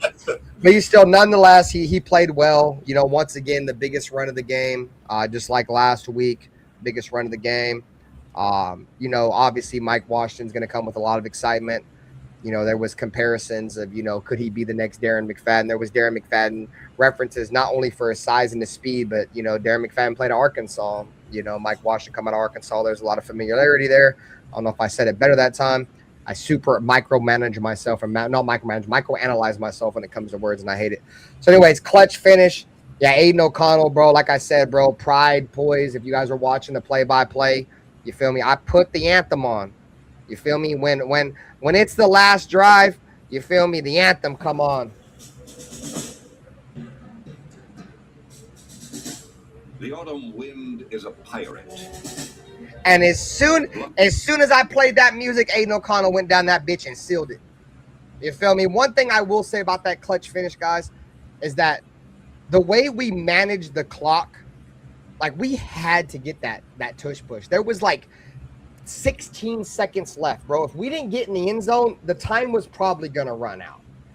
You know what I'm saying? Big shout out to how the offense moved people. And I forget who gave that final push to Aiden O'Connell in his back, but that's the push that sealed the deal for the Raiders with the tush push. Like I said, you know, time management, the way they played that shit was perfect. And then obviously 3 for 3 in the red zone. We obviously want to see more touchdowns than field goals, but like I said, you know, at the end of the day, all I care about is winning the game. So, you know, we only won by 2 points, which was the amount of one field goal. Like, so do I want to see more touchdowns in the red zone? Yeah, but when that one field goal is the difference maker in the game, I'm not too upset for having 2 field goals and 1 touchdown, because at least we got down there, we scored when we needed to win the game, and the other times it kept us in the game, bro. But obviously, I think I want to see the Raiders score more touchdowns. I think we all do, but still 3 for 3 is something, you know, that's impressive nonetheless, because like Dyrti said, bro, usually we'll go down there, we'll get some dumbass false start or some dumbass pre-snap penalty or a hold, or a quarterback will take an unnecessary sack, or we'll turn the ball over. And it was just clean to see that. So definitely played a clean game, to say the least, in the red zone. So do you guys have any final statements before we get to the clean it up section and the trash can player of the game or players? No. All right, cool. I want to see if I have any more questions. One of the question was, is Mike Washington the clear running back too? I think that's pretty much solidified itself. Yeah. The receiver can trust on Sundays. We'll get into that. All right, guys. So this is the last segment. The last segment is the clean it up segment. We'll finish it up with guys that didn't play very well, positions that didn't play very well, and we will add our trash can player or players to the chat. Hey, chat, let us know right now, bro. We still got 50 people in here, man. I got 3 trash can players. Oh, we're gonna have a fire segment, bro. Hey, chat, we still got 50 people in here. Hit the like button if you haven't. If you're catching on the replay, definitely hit that hype button, bro. That hype button goes crazy. All right, guys. So clean it up segment. Last and final segment, along with the clean up segment, also includes trash can players. All right, discipline, 9 penalties for 83 yards. One of the biggest things with the Raiders last week was penalties. That's still a fucking issue. The penalties on the special teams last night was fucking abysmal, dude. That was fucking abysmal. That's probably the worst special teams I've ever seen, you know, in terms of penalties, bro. Like, most of those penalties were special team penalties, chat. Kinsai Matsazazawa Tokyoto went 1 for 3 on extra points. Did not look good. I don't know what the future holds for Kinsai. You know, I think some of us, including myself, kind of wishing we would have held on to Lakitasi, even though we didn't see nothing from Lakitasi. I've seen enough from Kinsai to think that he's probably not even going to make the team. You know what I'm saying? They might not even keep him on the international player program because he sucks. At least that's what he's shown so far. And sucks is a strong word. I'm sorry. He's underperforming. Shots at Captain Point. Protection, Fernando Mendoza, 5 quarterback hits. 5 quarterback hits, unacceptable. Obviously, second unit. Receivers. Kubiak said the unit stepped backwards. Shout out to Malik Benson. Slow start. Raiders started with only 3 points in a 17-point hole. And then, unfortunately, the Raiders did lose a guy last night. I think it's one of our defensive backs, cornerback Chigozai Inuiism. Sorry if I butchered your name, brother. Wish you nothing but the best speedy recovery. Looks like it's pretty bad. They had the card out there. So, before the trash camper will save it, right? What's Nutty Raider Nate? What's your the negative parts of the game? What are your thoughts on what we got right here, as well as any thoughts, comments, concerns you might want to add on to it? And chat, we're going to get into your comments just as well. Let us know. Clean it up segment, chat. What up, D-Menace? Nutty Raider Nate, you there? All right, go ahead, Dyrti. You there? No, he's not there. Go ahead, Dyrti. We'll get him. We'll get his segment next. Go ahead. Yeah, his mic bouncing back and forth. Yeah, you straight. Go ahead. Penalties. Let's get into the penalties first. You know, it's special teams. You should be the least penalized category on our team. All you got to do is run out there and make a tackle or block somebody so we could get a return. All this holding, all of this moving too early, all of this, like, bro, the one part of NFL team that should run smooth as butter is the special teams, bro. Because you don't, it's not complicated, bro. It's not complicated. Stay in your lane, collapse on the ball. Go down the field in your lane, collapse when you get to the ball. Is that my shit? My bad. It ain't that hard, man. Kicking. That's what she said. Mic check. We hear you, Nate. You're good. We hear you, gang. Okay. She ain't never said that to me. Type shit. Somebody caught on to that. Didn't go over everybody's head. Kicking. I'm on the phone calling him Daniel Carlson. I need a kicker, bro. I need you to come to camp, you know, and battle with Gay for this kicking position. I said it last night again, you know what I mean, on the show. I only think Daniel Carlson didn't do well for a few reasons. The offensive line was trash. They wasn't blocking anybody. Everybody was in his face, right? But two, he been the kicker here so long, he ain't been challenged. He was never pushed, you know what I mean, to really hold on to his job. So I think maybe if you brought him back and put him in a competition with Gay, then he might just beat him out. And then he'll understand, like, oh yeah, I gotta do this. Or they're probably not calling him because he really can't kick for shit anymore because I don't think he has a tryout or anything in the NFL. So like, yeah. I don't know, bro. I mean, I kind of see what everybody else was seeing with the Raiders, that Daniel Carlson was regressing a little bit. But it's almost like, and I'm not going to compare Derek Carr to Daniel Carlson, but the point I'm trying to make is like we got rid of a kid for like one mid kicker for another mid-ass kicker.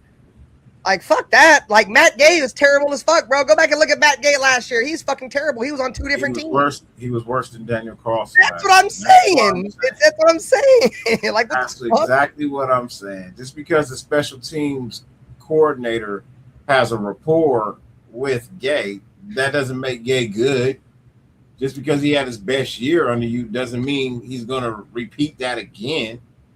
So, and then you had faith in the Tokyo. You didn't keep the Tokyo toe around camp this long just to put him on display and have him miss 2 chip shot field goals, bro. That's just in this game, though. That's just in this game. He was missing shit last game, too. I understand. But I'm saying you didn't keep him around in camp this long just to trot him out in preseason week 2 again and miss more field goals. Raider Ray said, call up goddamn Janikowski, goddammit. Bro, call me. Shit, I can kick better than that. I ain't kicked the ball in 20-something years, bro. I can kick better. Bro, call old boy with the podcast on ESPN that's taking everybody's job, man. You know, I know he a punter. Call Destroying, bro. Where's Destroying, bro? Man, call somebody, bro. Like, shit, is Marquette King available to kick field goals, bro? Yeah, he can come in here and dance on the Broncos all he wants as long as he's kicking field goals. Oh, no, he's a punter. I had to think about that. No, but he can kick field goals. That's the thing about it. He can kick field goals. Oh, do we really want Marquette King to be our field goal? I'm just saying. Anything's better than this son of a bitch. Anything is better than the kickers we got that keep missing. Hey, be careful what you wish for. We thought that same shit with the last 2 coaching staffs, and that shit wasn't right either. I'm just like, now let's get into the protection. Let's get into the protection. It's not like he was behind number ones, right? He was playing behind 2s and 3s.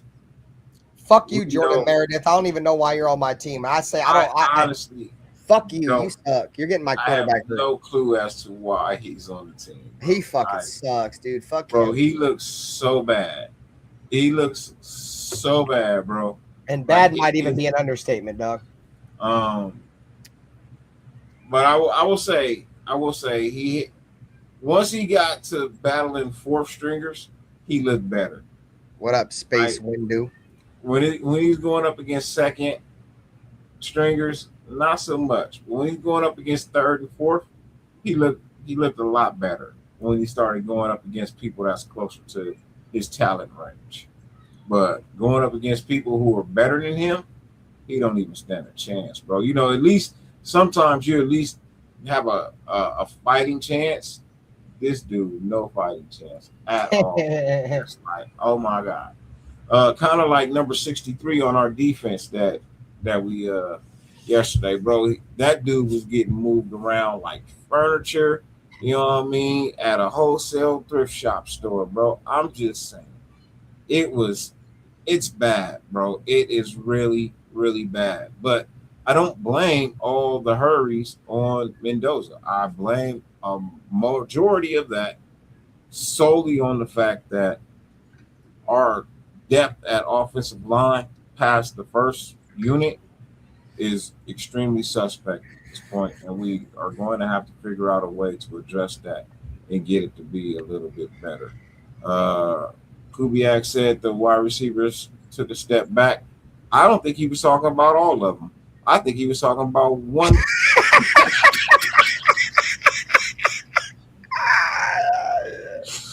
He tried to make it a group thing, and this ain't no group thing. Nah, it was only one of them motherfuckers that looked bad, bro. He was so bad. Right here, he was so bad. Bro, he was so bad. They put plural at the end of his position in particular, bro. He's the receiver. They had to put plural. They had to put an S on the end of that bitch. That's how bad he was, bro. He tried to say that the receivers took us. No.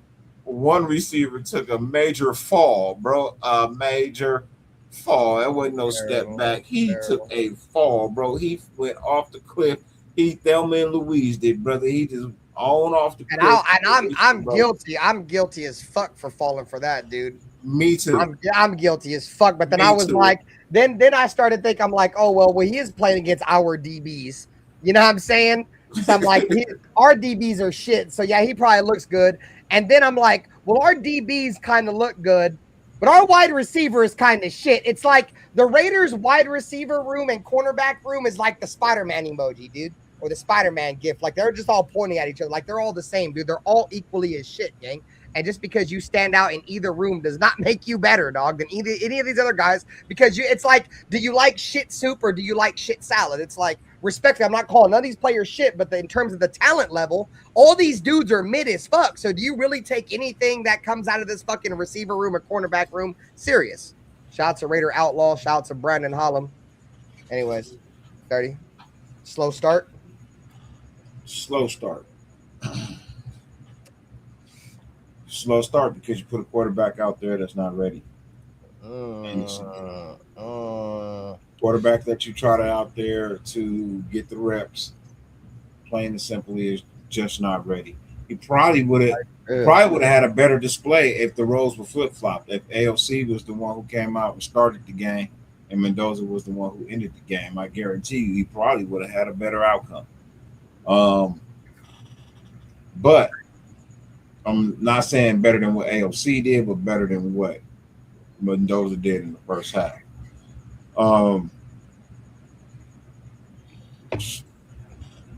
I'm not worried about it being a slow start simply because it wasn't our starting offense. If it was our starting offense that came out there and did some shit like that, that'd have me cause for concern. But because it was not our starting offense, I'm not even going to worry about the slow start. I know Yeah, I agree. Cousins is out there and the starting O-line is out there. I've seen what they can do. They can drive the ball down the field and put up some points. Injury, cornerback, Usani, knee status to be determined. Probably gone for the year. Yeah, it didn't look good. I wish you all the well and speedy recoveries. And next man up. Bye. Shout the fucking Dyrti, bro. He fucking killed that segment. Shout the fucking Dyrti, bro. Killed the clean it up segment, bro. Appreciate you, gang. Hey, chat, man. Make sure you guys are hitting the fucking like button, bro. You guys are over there in the Natural Born Raider podcast. You guys are over here in the Silver and Black Lounge. Pull up a chair, hit that like button. Or if you're in the loaded box with Nutty Raider Nate, man, subscribe to all 3 channels. We are keeping it lit all regular season, man. We moving different, boy, and this is the way we're gonna handle ourselves. All right, so Nutty Raider Nate, bro, is your mic working? Do we have you? Yeah, I hear you. I hear you. All right, bro. All right, brother. All right, brother. This is your segment, and keep in mind, chat. And before we move on to the trash can players of the game, we're gonna cover all of your guys' comments on things that the Raiders, shit the bed on this game. So continue to post your comments. We're going to keep the clean up section. We're going to go over your comments. Then we'll get to our trash can player, man. Much love. Go ahead, Nutty Raider Nate. Back-to-back games with penalty issues. We need to clean this up. I hope it's not an issue the whole season. My question is, though, like, how does the coach fix that up without successfully? Do you start finding the players per penalty, or like, and then how do you prorate these penalties? Like, so I don't know. That's something I'd consider to kind of wake these players up to play smarter. Some of these penalties are pretty dumb, and like you said, a lot of them were on special teams, and that's our most experienced side of the ball, probably, as far as coaching goes. So I hopefully we can fix that. But I definitely consider start charging these motherfucking idiots per penalty, but respectful. And then the kicking thing, Matsuzawa, yeah, it's not working out, buddy. You gotta go. That's tough, dude, because he's such a feel-good story too, man. But that's another guy feel-good story. I hate that feel-good shit, bro. And that's what I'm saying, bro. I mean, at least he was undrafted, but no, I feel you. Another one of those guys on their way. I never believed the hype. I said all the time that we were probably going to go with the veteran regardless. And I didn't see anything that Matsuzawa did in college, and I was like, oh yeah, that's our. Hey, take it easy, Raider Ray. Have a great night, my boy. But Carlson, yeah, bro. I hit up, bring back Carlson. So what are we doing? This is a. Do you put this decision on Spytek or Kubiak? Like how? Like who? I mean, Daniel Carlson was clearly regressing, but I don't know if he was regressing to the point to where you would want to replace him with another regressing kicker. That's the point I'm trying to make. Yeah. Like, no, it was a smart decision. They wanted new blood or something, bro. Keep in mind, Daniel Carlson's not money. Daniel Carlson's not a Spytek guy neither. You feel me? Like Daniel Carlson's been through multiple regimes, and typically when you get new regimes, you get new players. You feel me? So yeah, but we owed him a lot of. If we would have kept him, we would have owed him. No, you're right. You are right. We did give him a little hefty contract. Yeah, what up, Rion, bro? Nice we had to cut ties with him. You know what I mean? Because we were gonna owe him a whole lot of money, bro. So now that I don't know where he signed. I don't even think he is signed. I think he's at home sitting on the couch or something. But if that's the case, you could definitely come in with a new contract offer. You know, earn your keep, bro. We gave you some money, man. You know, we gave you big money, but you didn't give us big points. So you owe us. So at this point, if you want another opportunity in NFL, well, this is what we're gonna give you, and then you got to come in here and earn your job. So shit. All right, go ahead, Nutty Rare Nate. Did you go over the protection? Yeah, protection. I didn't think it was too bad. I thought Fernando's timing was off more than anything. His timing with the receivers and just being in the pocket definitely things speeded up for him. This was the number one defense, whether the starters were in or not. This the people who conducted that number one defense were still calling the plays, coaching these players. Yeah, the defensive line was whipping up our offensive line, which was more of the same of what we heard all week from practice. And then the receivers, yeah, they took a step back for sure. Well, yeah, but Dyrti hit the nail on the head. One specifically, we didn't really see everybody out. And that's another thing. I would like to see Besh out there a little bit more. I guess he did play, but he didn't get any calls. Yeah, he didn't get no targets. I think he had 0 targets, Nate. Yeah, I would have liked to see out there as a run blocker last night. Yeah, I would have liked to see. Surprising. I don't know. Maybe they were just They wanted to see, well, this week we want to see what you could do as a receiver. Next week we want to go out there and see your blocking skills. So I don't know what it was, but 0 targets for Jack Besh after arguably looking like our best receiver in the first preseason game. Yeah, it's weird because they only run like 5-6 plays, something like 10 plays. But, so it's not like they have a bunch of plays to choose from. To just totally take him out the game plan like that, like after last week, he was obviously part of their third down game plan. I don't know. Maybe they still want to show that part of their offense, but it is what it is. And then slow start. Yeah.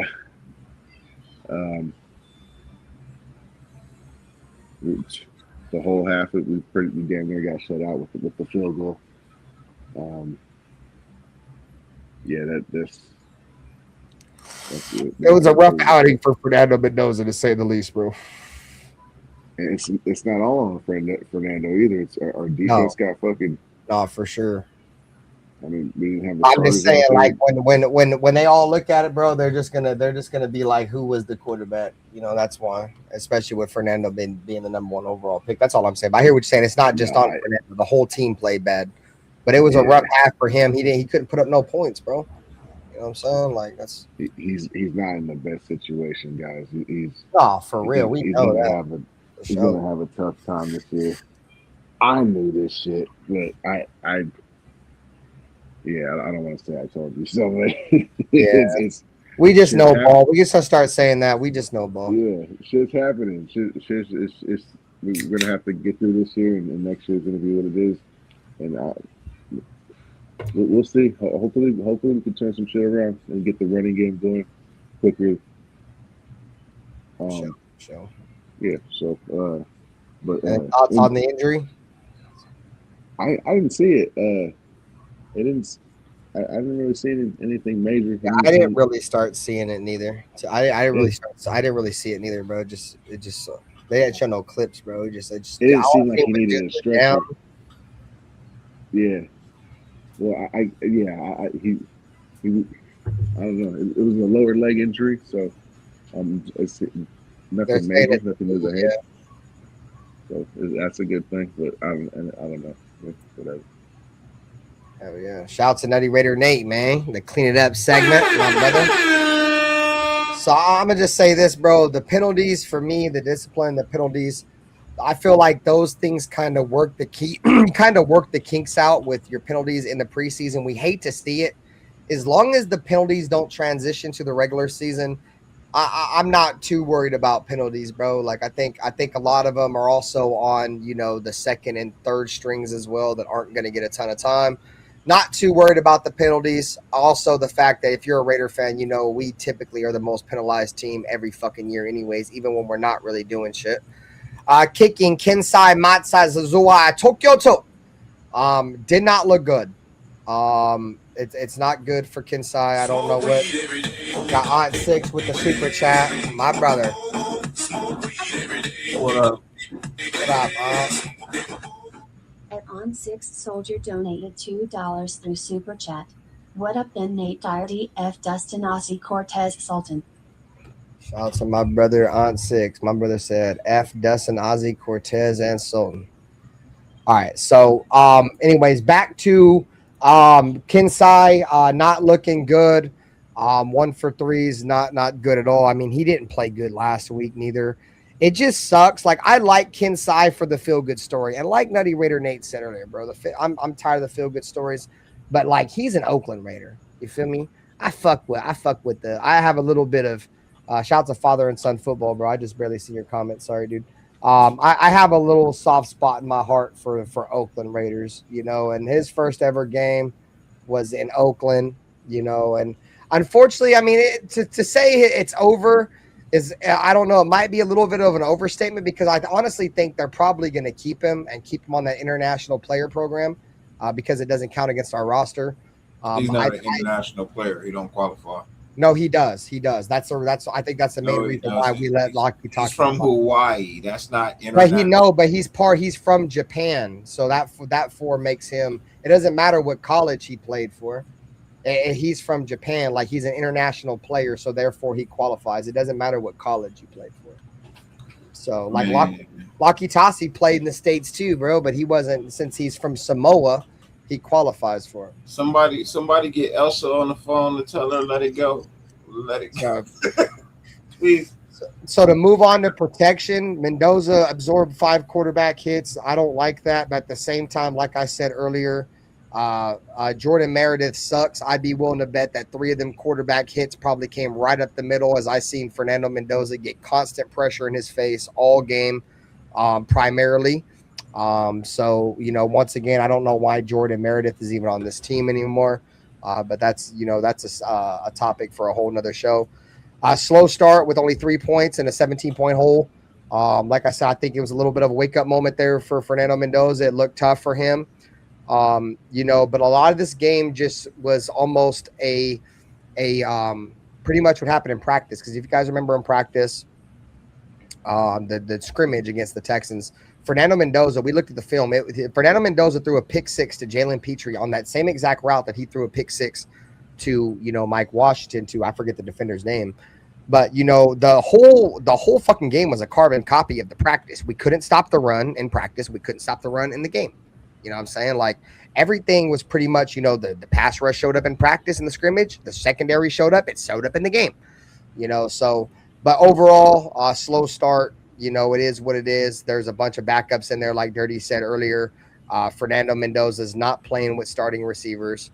I think he had Jalen Naylor out there. I think he threw one pass to Jalen Naylor, but outside of that, it was pretty much second and third string everywhere across the board. So I'm not too worried about that.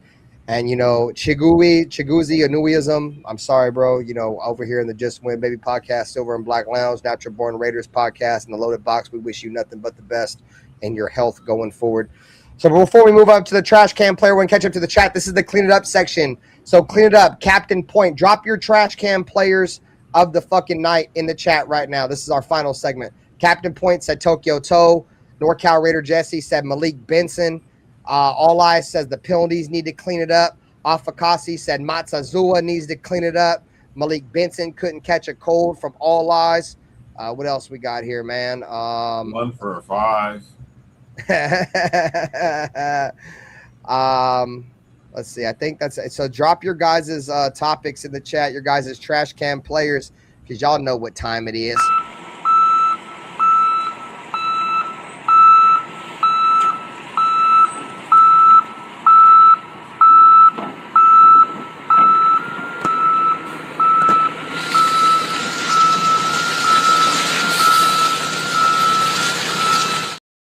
We dumping up the fucking trash can, bro. Why that dude look like me? It is the trash can player of the fucking game segment. You son of a bitch. So I know Nutty, Dirty Raider Nate's been, or Dirty, I don't know, like Dirty Raider's been itching. Go ahead, Dirty Raider. Who is your? Let me go last. Let me go last. All right, Nutty Raider Nate, you're on the spotlight. God damn it. Yeah, trash can. Back it up right now. Who you dumping off in the trash can? Man. You can have multiple. I don't give a fuck. There's like, a lot who of I'm them you not can throw in putting that in there. bitch. I ain't gonna lie. Yeah, this is my version of put him in the bathroom. Yeah, it's called throw him in the trash can. You know what I'm saying? I could go Trey Zoom. Trey Zoom? Did he play that bad? He had a couple rough plays. Clowney dogged him. But Meredith for real. I'm gonna hop on Meredith again.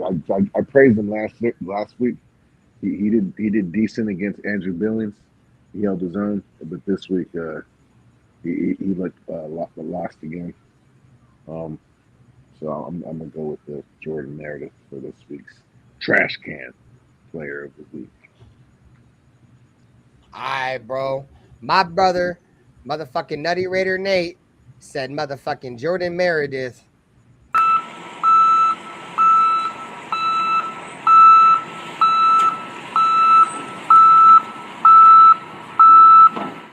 Backing up the trash can for Jordan Meredith. Bro, my trash can player of the week, and if you was watching my motherfucking play-by-play, you know Malik Benson, you suck. Malik Benson, you fucking suck, dude. You know what I'm saying? I've seen, bro, you know how much good shit I've heard out of this motherfucker coming out of training camp? OTs, yeah, he's lighting it up. This motherfucker can't do shit against any defensive back that doesn't fucking wear a fucking Raider jersey on, bro. Like, yeah, he had a couple really good catches from Fernando Mendoza. He's got fucking more drops. Bro, he's got more drops than receptions. Hey, bro, check this out, gang. People was like, oh, bro, I don't want to play Dante Thornton because Dante Thornton has drops. This motherfucker probably done drop more than Dante Thornton. He done drop more than Dante Thornton. At least Dante Thornton's got some kind of physical aspect to himself. This motherfucker's your prototypical midget wide receiver in the NFL. He's just your typical Oregon wide receiver, for the most part, typical Oregon player, because Oregon players never transition to the National Football League. I mean, it may be early to say, but at the end of the day, my motherfucking trash can player of the game, and I could throw a couple in there, but I got to make sure his name is number one, and it ain't even close to anybody else. Fucking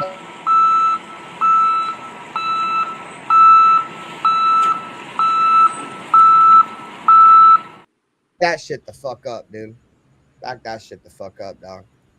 I hope it gets better. But right now, from all the fucking hype, it's all just been hype. When bullets are flying, I don't care how good you are in practice. You feel me? Obviously, practice does translate to the football field if you know how to make it translate. And you know, he's just a practice warrior, dude. Go ahead and add fucking Malik Benson to that long line of overhyped training camp players that the Raiders have every fucking year. Add him to the fucking list, bro. Shout out to Jess, my boy Chewy, Raider Coverage, and J Money. All right, Dyrti. Go ahead, bro. All right, so I guess I had 4, but I'll go. Let me know when you want me to play the goddamn thing. I'll play the thing, gang. I'll go back down to 3. You know what I mean? Since you just got Malik Benson out the way, I'll just you could throw some out there. We'll go off and we'll piggyback off you because I'm pretty sure there's some other motherfuckers that I want to say too. I just don't want to eat all the floor. We're gonna jump straight into Tokyo Toe. Back it up. Tokyo Toe. Kensai Matazazua. The trash can is backed up for you. Go ahead, Dyrti. Number 63 on the defense. Fantukasi. The new defensive tackle that we just dropped Benito Jones for? Yes. That's waste management, J Money. If you're from the 209, you're familiar with waste management or Republic. You know what I'm saying? They pulling it. Yeah, you go ahead and back the truck up for that. Dude. Back that shit, bro. Back that shit the fuck up, gang.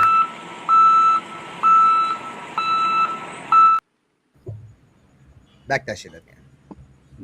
Jordan Meredith. Go ahead and back that truck up with Jordan Meredith, man. Jordan Meredith. Over here, Jordan Meredith, you son of a bitch. And then last but not least,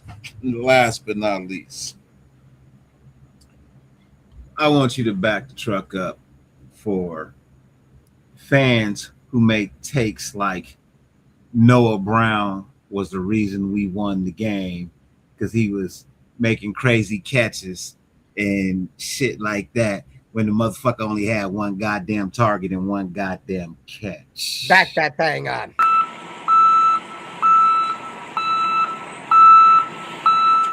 Raider Paul, your take was trash. Love you, bro, but that was trash, bro. Don't expose yourself like that again, man.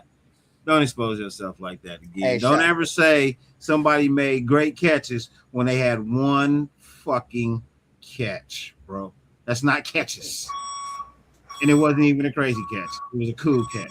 Hey, bro, the trash can player of the week, it could go for like Afakasi says too on his shit. I'm gonna steal this from Afakasi, but that's my brother. I know he's not gonna mind me.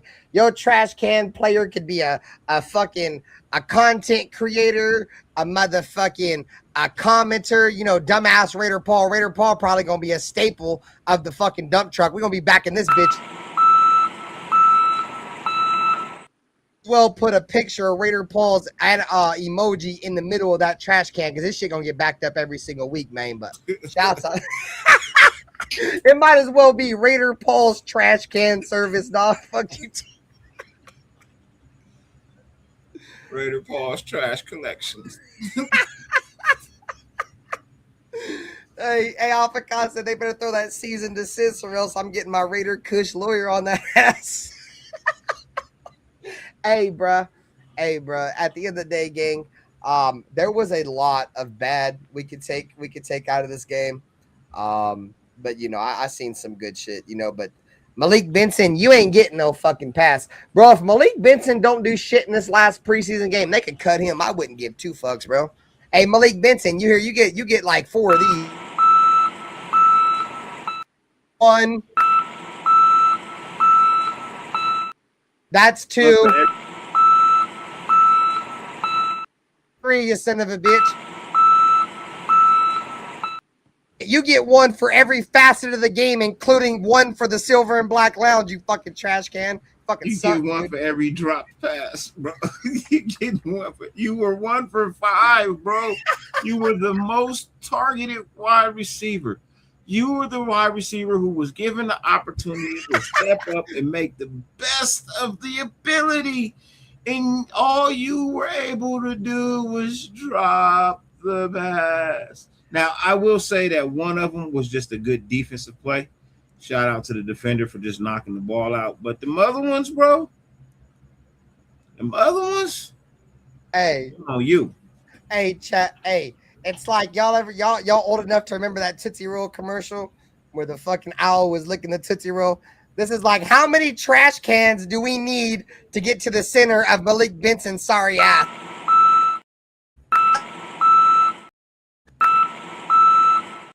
The world may never know. Bro, I hope I'm so wrong, bro, but this shit is not good, gang. Bro, I'm sitting there watching him play, and I'm like, okay, he makes a catch, and then boom, you drop it on big time, like momentum swinging opportunities for the Raiders, bro. And it's like, nah, bro. Like, it just don't translate, gang. And that he is the Taka Vodka player of the game. Taka Vodka, dude. Fucking that. He is the Costco brand of vodka. That's the White Wolf. The fucking White Wolf fucking player of the game, White Wolf Vodka, here sponsored to you by Urban Branding. We're gonna give y'all a little respect, man. We ain't even gonna call y'all the trash. We got the trash player of the game, and then we got the Taka Vodka player of the game. But right now, Malik Benson is the Taka Vodka player of the game because it looked like that motherfucking hands was drunk as fuck off a $3 bottle of vodka, nigga. Type shit. A liter too, a $3 liter of vodka, bro. His hands look drunk. All right, guys. So before we get out of here, I do want to give some game balls. That's where I was going at when I was saying earlier with, you know, there was some bad in this game, but there was some good. I do want to give out some game balls to some players. You know, game ball, obviously, to a coach for you guys can drop your game balls in the chat too. Clint Kubiak getting his first win. game ball to Mike Washington, continuing to show, why the Raiders drafted him and why he was a consensus number 2 overall, running back in this draft that we got in the 4th round. Game ball to, the entire secondary as a group. They all bounced back, from, that terrible game against Arizona where I think the quarterback started like 13 or something crazy, dude. Defense bounced back, looked extremely good. Credit to all those guys. And big credit, to like I said, I already mentioned Aiden, but that's probably where most of my game balls going to Aiden. So I'm not going to I give away a million game balls, right? I can get a little overly optimistic, but Aiden gets one. Clint Kubiak gets one for his first win. And then, like I said, the defense, bro, the secondary and the pass rush in the second half gets a game ball from me. Nutty Raider Nate, you got game balls to give out? Chat, you guys can give in your game balls too before we get out of here. I got a couple under the radar guys. I don't know about game balls, but I think some like honorable mentions for me. I'm gonna go with Ian Thomas, the third tight end, I believe. He made some key blocks in the game. You can tell he's out there. He's focused. I like what he's bringing to the table this year. And another one I think really under the radar, Dalton Wagner. He made some key blocks in the last drive for that game-winning drive against that got Aiden O'Connell that win. If you watch him on that series, he's out there just punking these dudes. So I know it's like the backups of the backups, and it's like his 4th or 5th year, but he's definitely improved. His pass protection, his rim blocking has always been. Who were you talking about? I'm sorry. I had a brain fart. Dalton Wagner. Oh yeah, Dalton Wagner. Yeah, bro. No, I like Dalton Wagner. We drafted him a few years ago. My bad. Go ahead.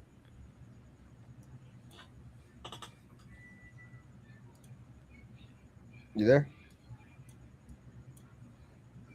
Did we lose Nutty Raider Nate? I think we may have lost Nutty Raider Nate.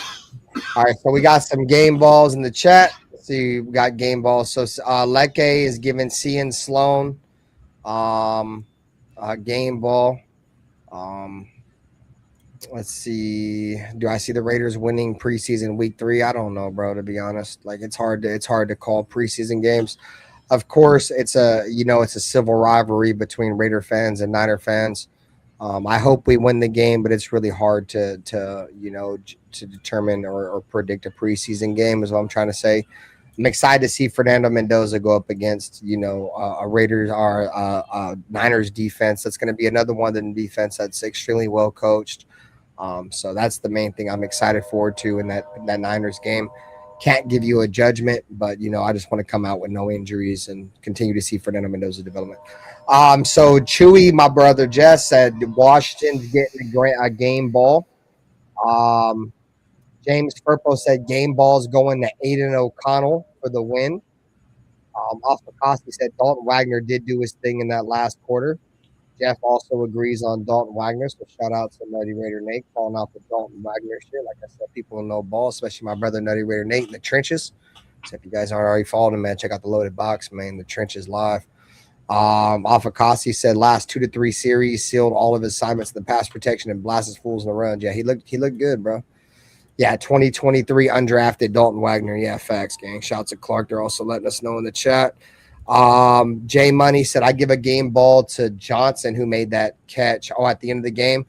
Also I forgot about, bro, was fucking I forgot my train of thought is what it is. What up, little Dallas? Shout out to Jay. He said Patrick Johnson gets one. Yeah, pass rusher. Back-to-back games where he's had a sack. Patrick Johnson's been extremely hey, back-to-back games, bro, where he's gotten a sack, gang, and he's been extremely what's the word I was looking for? He's been disruptive. Patrick Johnson's definitely been disruptive. Him and Cian Sloan. Raider Jeff says game ball to Noah Brown for all those great catches in Paul's mind.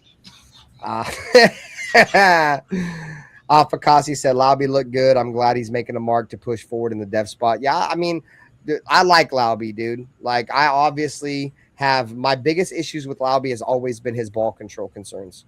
You know, on top of the fact that Raiders, every time we draft a player, they always try to compare him to a great running back. They're like, oh, the Raiders got the next Christian McCaffrey with Dylan Laube. I don't like that shit. You know, but outside of that, you know, if Dylan Laube can find a way to hold on to the ball and not fumble, he can continue to run the ball and get positive yards, I'm all for it, bro. Shout out to Hugo, bro. Yeah, the Raiders won a preseason game. All eyes says Laube gets cut for the touchdown celebration. All right, Dyrti, we're caught up with the chat, bro. You guys can once again give us game balls if you haven't given your game ball already. Dyrti, you got game balls for last night's game? So I'm not giving out game balls this year. You don't get shit, goddammit. What I will do, I'm giving out the Grand Camino Award. Oh, nice. What's this? I'm giving out the Grand Camino Award.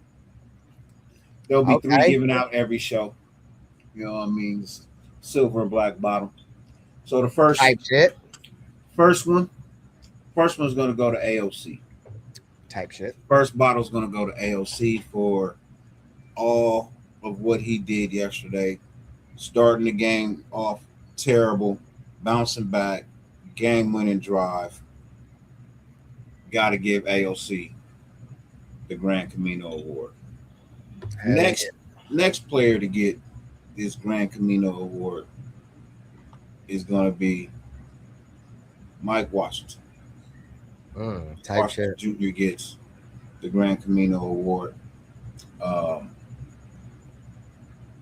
His play yesterday, his ability to read lanes, his ability to not go down on first tackles, his ability to get bunched up and still find a way to break out was truly sensational, man. It is definitely deserving of the Grand Camino Tequila Award. And then the third one is going to go to the second half defensive front.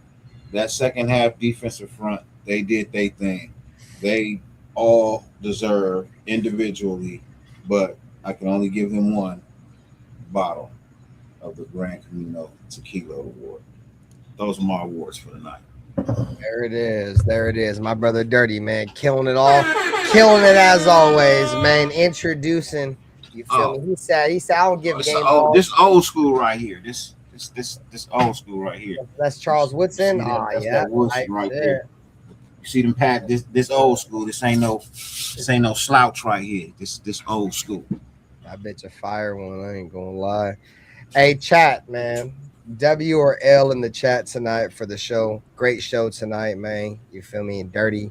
Shout out to my brother Nutty Raider Nate, man. Loaded Box, Natural Born Raider, Silver and Black Lounge. Check us out on Spotify.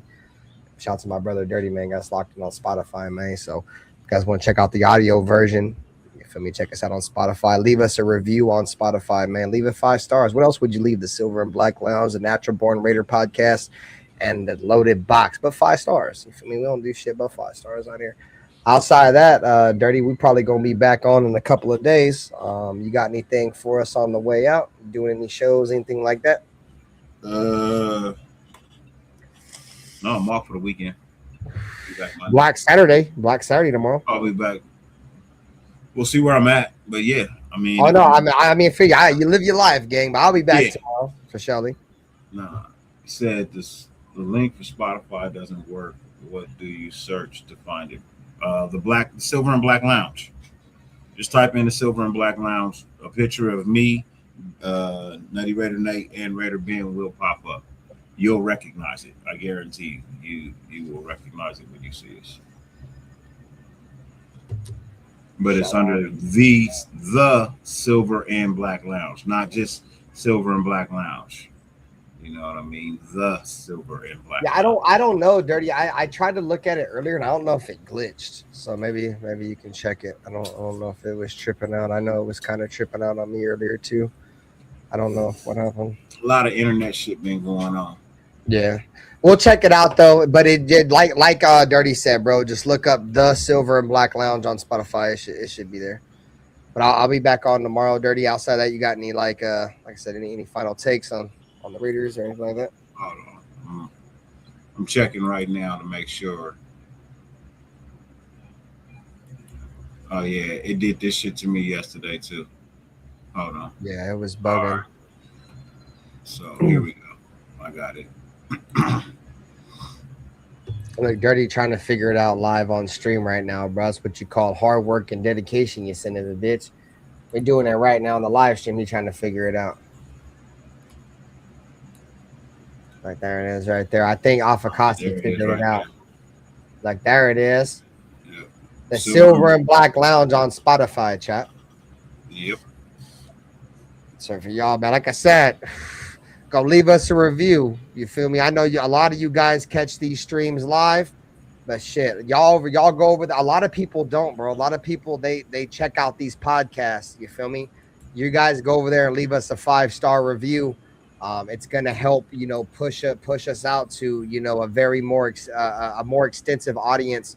Because like I said, bro, all of you guys that catch live shows, there's a lot of people that don't, bro. There's an entire, group of people, an entire portion of Raider Nation that just tunes into the podcast. So like I said, shout out to Alfredo. I did see Alfredo. He went over there and left us a 5-star review. And Alfredo, said, I love what these guys are doing. I don't know verbatim, but shout out to Alfredo, dude. You get a fucking shout out. Alfredo's the first person to leave us a 5-star review and a comment, man. Like I said, 5-star reviews and the comment. Push the Silver and Black Lounge, Natural Born Raiders podcast, Loaded Box on all your favorite podcasting platforms. And we respond to everything over there just like we do here. Yeah, so y'all leave comments because Dyrti already tapped in with Alfredo in the comments, man. So he's over there tapped in with all of you guys, man. We will continue to stay interactive with our audience, man.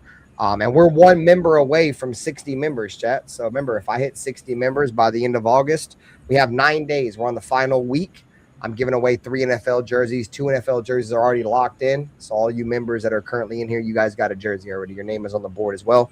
Shout out to Jeff for dropping a membership tonight. Also, shout out to Aunt Six and Jeff for also dropping super chats tonight, man. Those super chats allow us to provide more content and also give you guys more membership giveaways and things of the sort. So, as always, man, myself, Dirty Raider, Nutty Raider Nate, man, this has been the Just Win Baby podcast brought to you by the Silver and Black Lounge, the Natural Born Raider podcast, and the Loaded Box Entertainment. So, as always, make sure you sign up over there, join the membership on my channel as well. Yeah, get yourself entered for cash. Get yourself entered for some cash money every month. So we giving away jerseys over here. Dirty's membership program, they giving away cash money, bro. And look, there it is. Jay, bro. Jay got it. We got a membership. Shout out to fucking Jeff, gang. Shout out to fucking Jeff, bro. That alert about to come in, bro. Fucking Jeff got us to fucking 60.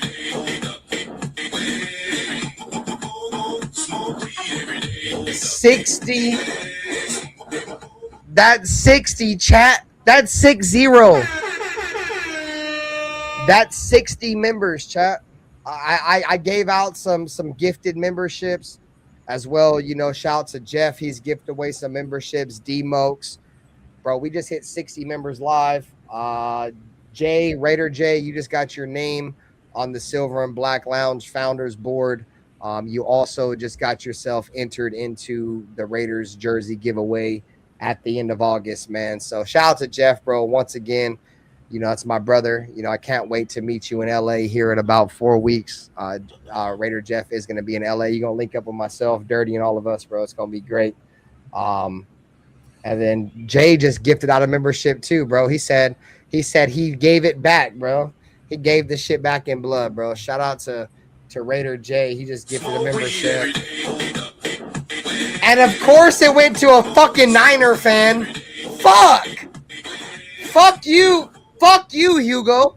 I love Hugo. Just got a fucking membership, dude. A fucking Niner fan, dude. Shout out to Raider Rich. Hey, Hugo, you just got your fucking name entered into a fucking giveaway, and I know you're probably gonna pick a Niner jersey. He said, "Hey, somebody in Twitch said, how about new?" Hey, gang. I will be at the game, but I will not be at the game. If that make any sense to anybody, I will be at the game, but I'll be at the game, but not at the game neither. We do our own little shit. I mean, I I don't know too many people in LA. We got our group of people that we link up the night before the game, and after the game. So I'm like gonna be said, looking for tailgates the whole time. So I'm gonna be outside the game with the camera, and I'm gonna be pulling up on people watching the games from their tailgates in the parking lot. I got a super chat, bro. Raider Rich, bro. Before we get out of here, gang. At Raider Rich 89 donated $1.99 through super chat. What impressed you the most out of the Texans game? My brother Raider Rich coming in. He's like that late night customer. You know what I'm saying? If you've ever worked in retail, he's like, all right, bro, I need to grab a product before y'all close, man. I can't close the door on you, Raider Rich. Love you, brother. He said, what impressed you the most the Texans game? Mike Washington, the running game as a whole, and the defense, rather it been the secondary or the defensive front. Overall was my biggest standout of the game, on top of obviously Aiden O'Connell. You want to answer that super chat, Dyrti, before we get out of here? What impressed you the most? Second half defensive front. The second half defensive front that impressed me the most. Yes. That's why, like I said, the 19-0 shutout in the second half, I think really stands out the most, and that's credit to the defense. As much as Aiden O'Connell looked good in that last drive, and it was 96 yards, and we executed to perfection and won the game. That wouldn't have been possible without the fucking defense holding the fucking Texans to a goose egg. All right, Dyrti, love you, brother. I'll probably see you in a couple of days. If you're free tomorrow, bro, slide through. If not, man, have safe travels, man. Drive safe out there, bro, and chat. You guys know what time it is. Tell them what time it is, Dyrti. 50 billion things on the face of the planet you could be doing. The fact that you allowed us to grace your screen for any amount of time is greatly appreciated, more than we could verbally express. Y'all have a safe and blessed night. Peace out. For the cheapest and safest Madden 27 coins and coins across all video games, check out MMOEXP.com. Use code THELOUNGE for 8% off. Thank you, MMOEXP, for sponsoring today's stream.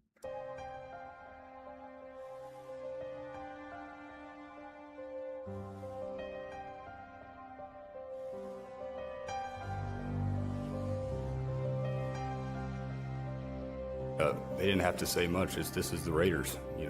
This is one of the most historic, franchises in the NFL with a great history that I want to be a part of. I want to be a part of furthering that history. When you say commitment to excellence, okay, and you look at the walls around here, you look at the players on the love all of you guys, man. Take care of yourselves, man. Silver and Black Lounge, RaiderBen, Nutty, Raider Nate, Ernie Raider. And that's yo, man. And with all this situation, all this shit I went through, the biggest thing that I took from it is I don't give a what everybody has to say. Truly, I really don't give a. Play clock down to 1. Williams batted up in the air, and it is picked. Crosby. He has been a beast. We do believe that this is a game psychologically of intimidation and of fear. I don't mean cowardly fear, but fear. Well, the Chargers and all those teams. To be honest, I don't like any of them. I hate all teams. The other team's quarterback must go down, and he must go down hard. Well, the Chargers. What I call the vertical game. We were going to stretch the field vertically. When we came out of the huddle, we weren't looking for first downs. We didn't want to move the chains. We wanted touchdowns. We wanted the big play, the quick strike. It's number one to say you want to do that. It's number two to say that you have the players to do it, but it's number three to do it. Hard. Try not to make mistakes, but don't worry about mistakes because there's only one thing that counts. Just win. Your commitment to excellence and your will to win